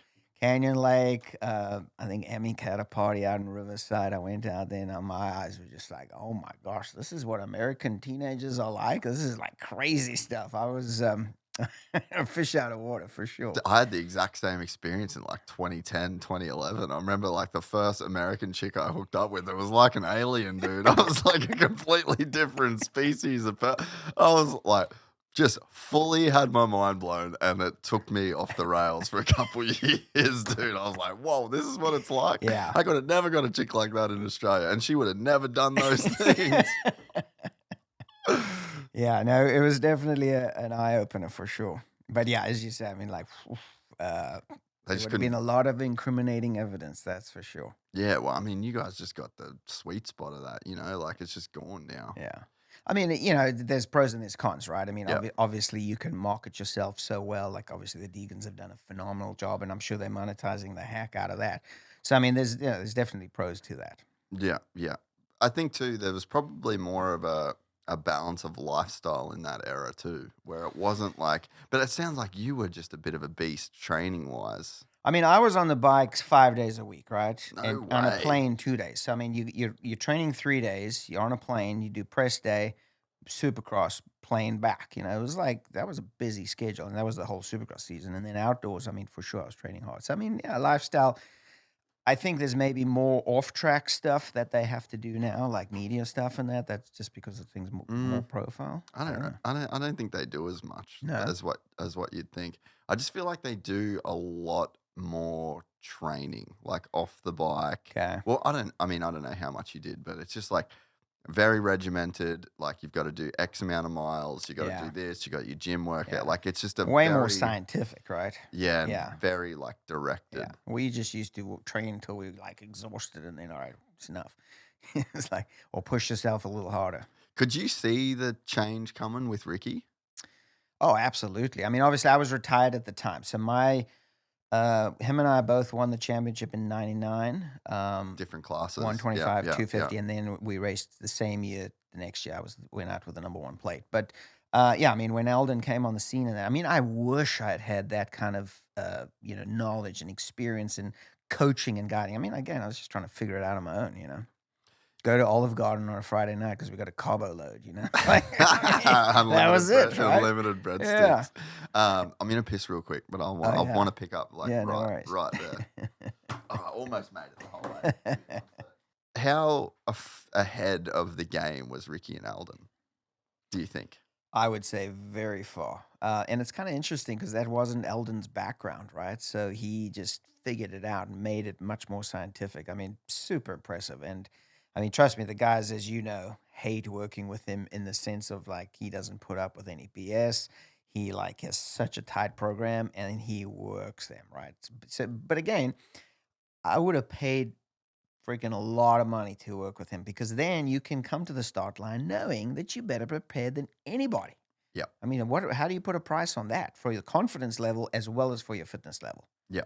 I think that's such a huge part of it. And it's probably that has gone away a little bit because over time, like knowledge just sort of slowly seeps out. Yeah. But dude, that window of time of like Ricky and then James had it for a year and was like, that was the year he got a perfect season. Yeah. Like, come on. Yeah. And then it went to Villo and then Dunge and like Dunge passed up on it initially and then Villo got it.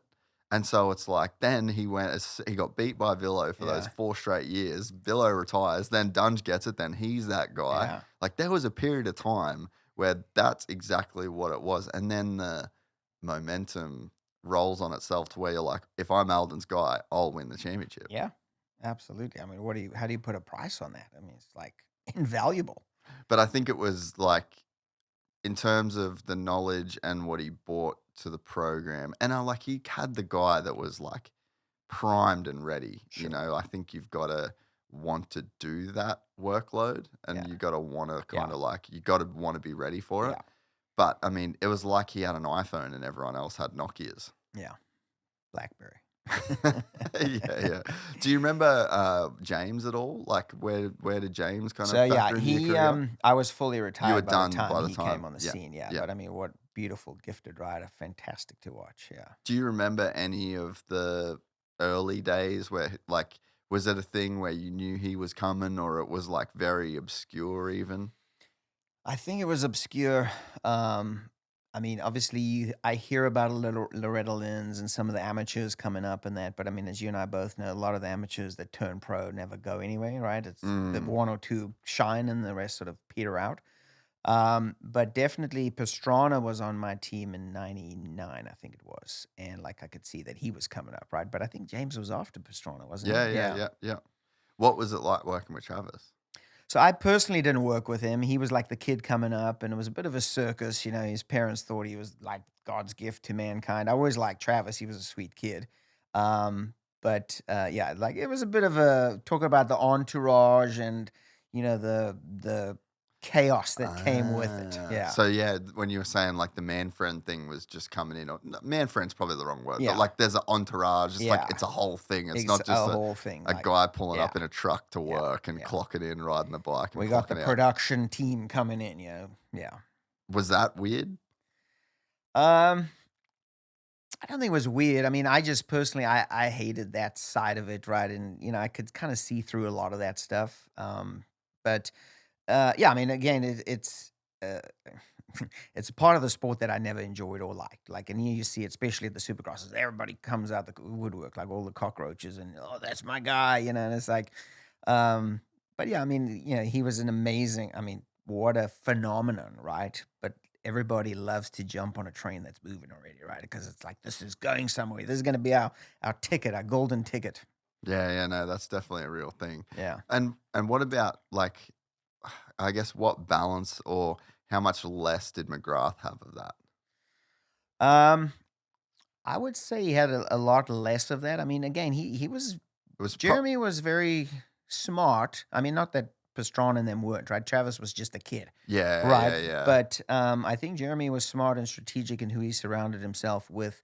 And that they all had a business purpose, right? It was less of the groupies and stuff like that. I mean, sure, he'd go have fun with the groupies after the race, but you know, at the race, he was very focused and stuff. Yeah, because there's definitely that change that you lived through the whole change of that. Travis is probably a great example. Yeah. Of, you know, like right as you retired, that's when like almost the circus came to town. Yeah. And you kind of need that in a sport, really. Like, I mean, whether it's good or bad, but it obviously shows that it's like it's doing something. There's moving and shaking, and a bit like. Yeah, I mean, again, it's like, don't forget freestyle. You know, was just getting going, right? People ask me, "Oh, did you used to do the freestyle?" I'm like, no, it wasn't really a thing. By the time I was retiring, freestyle was only just getting going. So, you know, and he was one of the first guys that sort of merged the two, right? And all of a sudden he's backflipping into the Bay in San Francisco, but he's also winning races. Like he was sort of that, I keep touching this thing. He sort of merged the two together, and it was like he was this phenomenon, right? So, yeah, I mean, obviously with that, and I didn't despise it because in a way it like elevates our sport, right? He's all of a sudden on ESPN, you know, mainstream TV, and now it's our sport. Hey, motocross. Yeah. So what was the best bike you ever rode of all the bikes? 93 Honda 250. Yeah. What was it about it? Well, I mean, it handled phenomenally. The motor on the one Jan de Groot tuned for me was amazing. I mean, that thing screamed. I can't even remember how many RPM that thing would rev to, but great power, usable, just everything about it was phenomenal. And good suspension, like it was modern. I mean, yeah, we had pretty much kit suspension, Showa kit suspension, but it was good enough for winning or dominating a world championship. So, do you ever ride now? Do you miss riding? Do you? I do. I do still ride. Suzuki is still kind enough to give me a bike. How cool That's amazing. Yeah, that's awesome. Cool. That's really cool. So I appreciate that very much. So yeah, I do. My boys are into it a little bit. So right. 25, I'm going to get into it more. What's the schedule like? What kind of rider are you these days? I'm still a track guy. Yeah, I so like the tracks. Get out, do some motos. Yeah, 5-lap motos. yeah. Normally it takes a couple, then once you're into it, it's like I can put a good 25 minutes in or whatever. Yeah, but like when I was going to do a vet championship race about 4 or 5 years ago, and I ended up tearing my rotator cuff, and I didn't. But I'm so thankful I didn't because I went and watched those guys. I was like, oh my gosh, these guys are flying. Was it at Glen Helen? Yeah. Bro. And like Kurt Nicoll, and I think there was an Aussie guy. And I mean, I was like, these guys, so they never stopped riding and they are hauling butt. I was like, there's no way. Dude, I still see Kurt at the track all the time. He's such a good dude. You should ask him about the time I passed him in Fox Hill. Oh my gosh. Dude. Was it a GP then at Fox Hill? Because they still do the vet world champion stroke vet thing there. Yeah. So was it a GP? Yeah, so it was a GP. It was 94. I'll tell you a story. Yeah, I want to hear it from you, and then I'll get his version of how it went down. But so again, this was the year where he came down from the 500s. He was on a factory Honda. I was on a Suzuki, and he was going well. And I had a lot of fans in England. I don't know why, but the fans were going crazy. There was 30,000 people there that day, and I think I was in third. And I could not pass him, man. And I'm coming, and I'm charging him freaking everywhere. Just like sticking a wheel in everywhere, but I could not pass him. So we come down this really steep hill, and then it had like a little lip and another drop off, and then it would go up. And everybody's like coming down the hill, you hit the brakes, and you like drop off this lip and in the corner. And the one lap, I'm like, screw this. I am done following this guy. And he's on the brakes, and he just yells, "Rah!" And I freaking hit the gas, and I hit this lip, and I land so hard on the face, I'm like totally folded over. But I stuck him on the inside, and he was like, "You crazy son!" I'm like, "Dude, I couldn't pass you anywhere else." Dude, that like doesn't really happen that much anymore, eh? I don't know, but yeah, I mean, I had to, right? It was like I had a championship to win, and that was that just gnarly grit. Yeah, I think so. Yeah, I mean, it was that willing to freaking risk it, stick it out and just make it happen. So, what makes you ride now?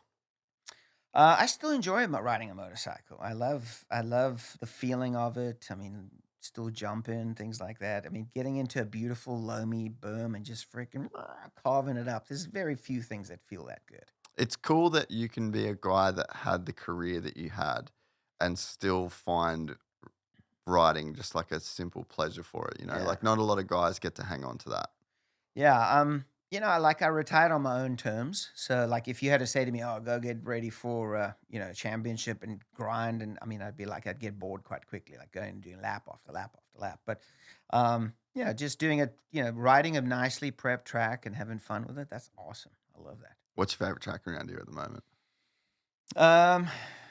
Not Glen Helen. That's the gnarly track, especially when it's not prepped. Bro, at World Vets, you should do it just to experience the track. Like I did it last year, but I was like fully trained. It's like the only race I've ever like actually trained for, and I was still shit. And but the track, bro, like it's just an experience. Really? I think it gets rougher for that than nationals. People say. Well, I agree with you because when I went and watched them, and it was freaking square edged everywhere and dusty, and I was like, no thanks. Well, I think it's because you have such a variety of skill levels. Yeah. At the national, everyone's kind of breaking in the same spot. Yeah. Everyone's taking off in the same spot. And for that, I mean, dude, there was times where like they'd have tabletops and you're like jumping before the lip ended and then landing in another landing like halfway down. So you'd be like making completely new jumps out of the whole track. But I rode there this year. And I've ridden like 8. This has been just a very big business year. Like I've just had to put my head down and work, And I've ridden probably 8 times. And I went out and I tried to ride the practice, which probably gets even rougher than the race. And I was like, holy shit, dude, this is out of control. But it's like an experience. It's like being a surfer and surfing like a 12-foot wave. And you just get pumped. Yeah. And it makes you appreciate like a 3-foot day. It's probably like showing up on a Thursday afternoon after the Santa Anas have been blown all day at like 5 o'clock and thinking the track's going to be great. Oh, man, how's the wind at that place sometimes? Yeah, I bet you had some gnarly days. Yeah, gnarly for sure. Yeah, not one of my favorite tracks. I mean, trust me, when it's nicely prepped and there's 25,000 fans out there, it's pretty cool to charge up Mount St. Helens. That's a really cool feeling. But so what's the best track you ride now? Or like, what's your probably favorite? say Pala. Yeah. Although you get on the main track and you're like, jeez, these jumps are pretty big. It is pretty gnarly, eh? Yeah. And how's the kids that hit them? I know, 80s. Like, I was there today, and I'm like trying to just get back to riding a bit more. And I did a couple laps on the main track. I'm like, bro, these kids are insane, dude. It's gnarly for sure. So get back to, I want to get back to the MotoGP. So Marquez this year. It's a guy. But you don't think he'll dominate? Well, I mean, how much better is the new bike compared to what he was racing? I think it's better for sure. Like if he was on the 24 spec this year, would he have done better? Yes, he would have. How much better? I don't know. So, I mean, Pecco is going to be solid. Who else you got that's really going to be good? I mean, maybe Fabio at some of the races. I think it's just him and Pecco. Yeah, I do too. Yeah. I mean, in a head-to-head battle, I think Marquez will win every time because he'll be willing to just stuff it in there. But I think he's tempered his fire a little bit. With age comes wisdom and experience. So, yeah, it's going to be a great year, though. I'm just interested to see the battle in the box and the battle like around the track. Like I wonder if Pecco's ever had to deal with the kind of mental adversity that I think Marc's going to put him under. I think so. I think they're going to play be games. I just don't even know if it's games. It's kind of what you were describing in the GPs. Yeah. And just that cockiness and that carefree and the Marc Marquez and the laughing and I think that will maybe rattle Pecco. Yeah, could for sure. Because remember how when he used to follow him on time lapse and that fired him up. He got so mad. Yeah. I was at Barcelona I'm the worst at remembering years. But yeah, we were watching the quali session and dude, I couldn't believe like when you're actually there in person and it's not on TV and you're just watching the dude like just go so slow you're like, it's not like he's it's random and he's like, oh, I'm just here, I'm gonna do it. It's like, no, he will just do like a 5-minute lap time to like wait for the guy. I'll follow you out of the box. Like, so yeah, I wonder if Pecco is gonna have how you'll handle like, and then how much of the team can Marc get on his side in a way, because I feel like there's always definitely where the resources go and where the vibe goes and where like, I don't know, I just feel like that'll be tough. And I could see after all these years of him being doubted in a way, in the way that you were, that he's just going to want to wreck. He wants to win for sure. And I hope he does. I mean, what a great redemption story. Pecco's still got probably another 8 years potentially, right? I think Marquez has probably got another 2-3. Yeah. Yeah. Yeah, where he can win, yeah. Dude, this was really fun.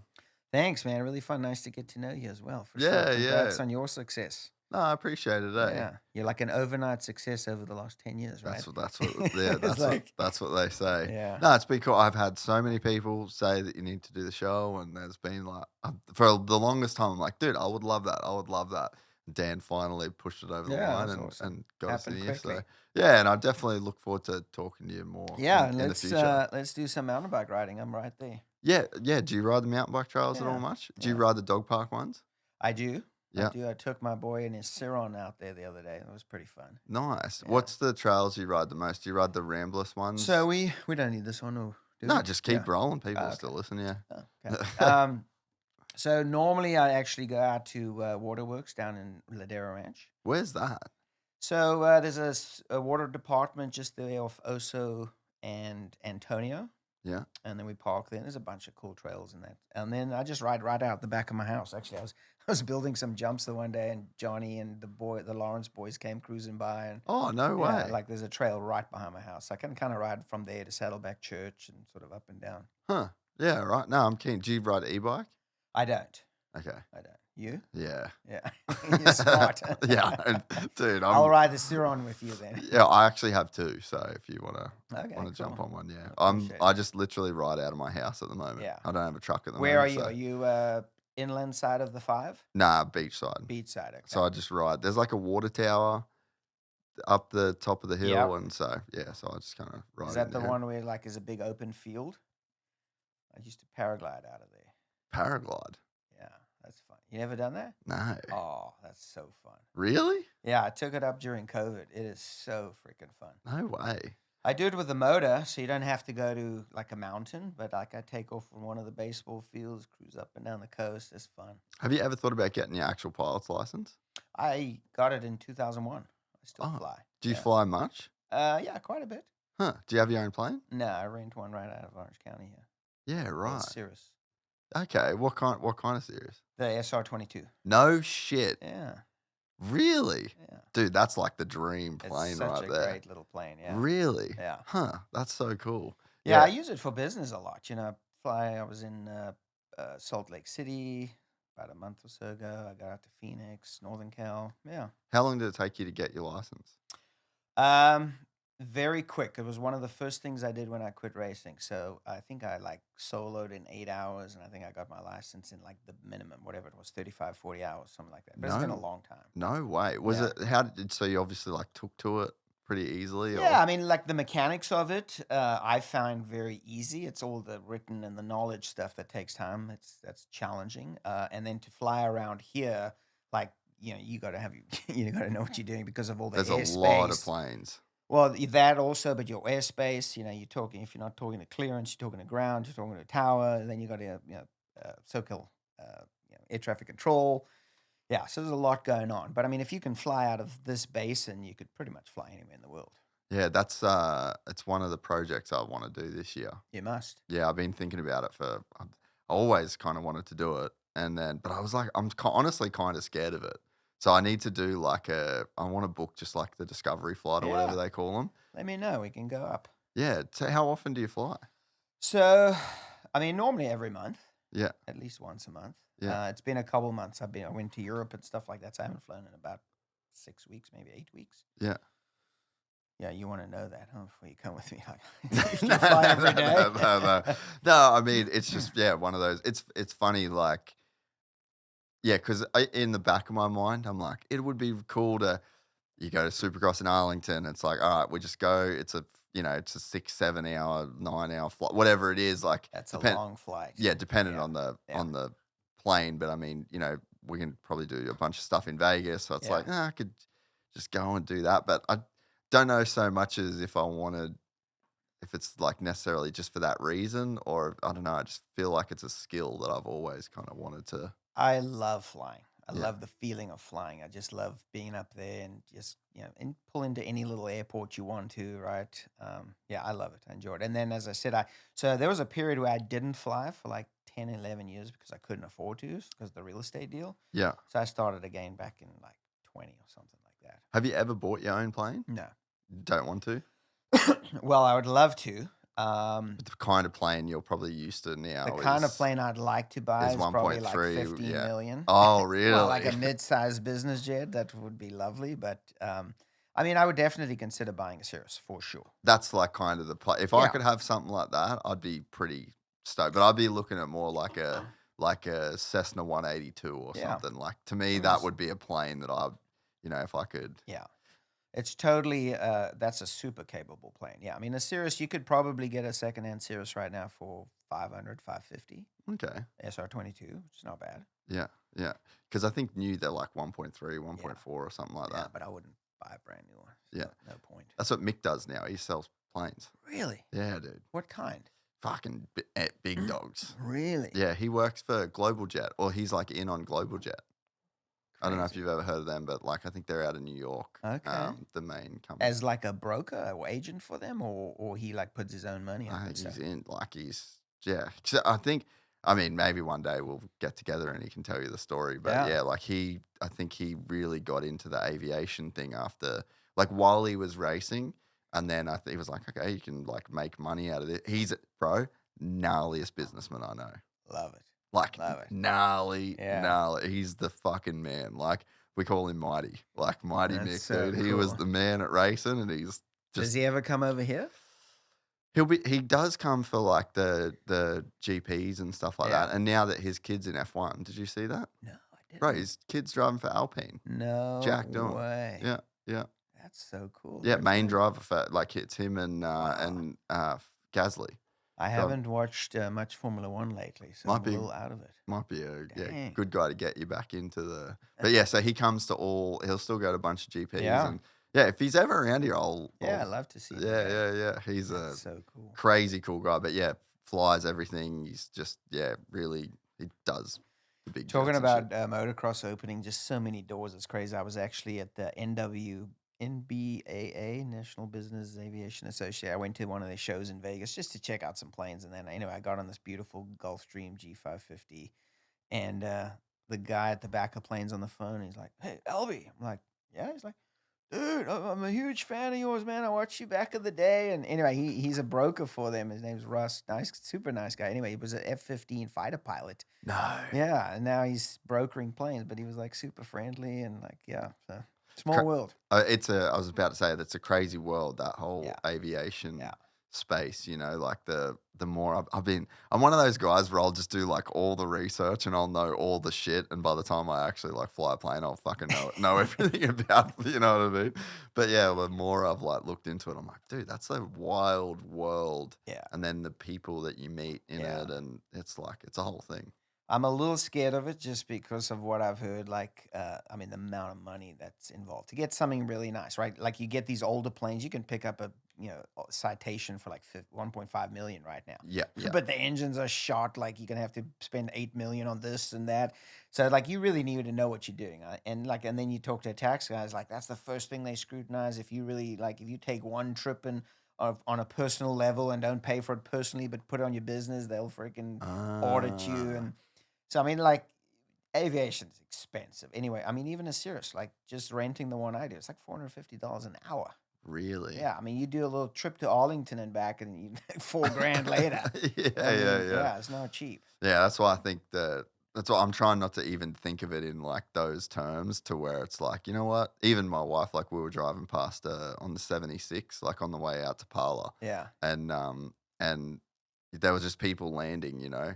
And I was like, yeah, that's like the little Oceanside airport. The little Oceanside. And yeah. it was beautiful sunset, and there was just like a train of dudes coming in, and she's like, "Oh, would you fly out or something like that?" It's cool because she's like fully on board, you know. Oh, that's cool. And she's like, "Well, yeah, so what, you could have a plane there and you just go in and out." I'm like, yeah, you just got to like have your time where you're taking off, and you got to talk to control, and you got to do all the things, but you could take off, you could fly around for an hour and look at the sunset and beautiful land your plane. And, you know, you're obviously not going to have a $1.5 million jet to do that, but it's like there is a style of flying where it's like, doesn't have to be as gnarly as all that. Yeah. You know who used to fly a lot? I don't know if he still flies, is old Windham. Yeah, I did know that. And I know Bradshaw and Hannah used to fly a ton together. They used to like fly over these lakes and put their wheels or tires on the water. I've never done that or seen that, but that would be gnarly. Dude, I get scared of my abilities. Yeah. And I'm like, dude, should I be the kind of person that's in control of a plane? Here's what I concerns me about myself is from a managing the aircraft, very competent, can like make good landings, anything like that. It's avoiding putting yourself in dangerous situations. I'm not IFR rated. Yeah. All of a sudden you go for a flight. You get a bunch of fog and whatever, that kind of thing. I mean, I've had some times where I was like, probably not the best choice. And see, you're a fucking motocross world champion that is like really good with mechanical controlling of a vehicle, and I'm a fucking podcaster. Hey, but that may make you the best pilot. You never know. Yeah, I've got a friend, Ian. Do you know Ian Young? No. He used to like race in Baja. One of maybe the nicest people of all time. Okay. But he flies a $15 million jet for this like just super rich businessman, and like the guy's really like he's flying. Is this out of Palomar? I'm not sure where he flies out of, but yeah, like dude, awesome moto rider. He's just done like the whole thing to get up into, having a commercial license. Got a great job. What do they call them? Like a plain T pilot or whatever they call them, where they're not like in uniform and shit like that. Okay, gotcha. And dude, lives the dream. So he flies for a family kind of thing? Just for one guy. One guy, huh? Yeah. And that's the kind of friend we need. Let's get him into motocross. Yeah. Go to some of the races. Well, the guy that owns it needs to get into it for sure. But yeah, he's like, dude, fantastic moto rider, mountain bike. Like he's just the cool. I think he's only young too. But anyway, we take him on a mountain bike ride. You can pick his brain. But dude, this was awesome. Yeah, awesome. Thank you so much. It. Very cool. Won't be the last time we hang. Love it. If you enjoyed this content, please like and subscribe. And to listen to the full 3-hour podcast, search Gypsy Tales in your favorite podcast platform or click the link in the description below. Gypsy Gang.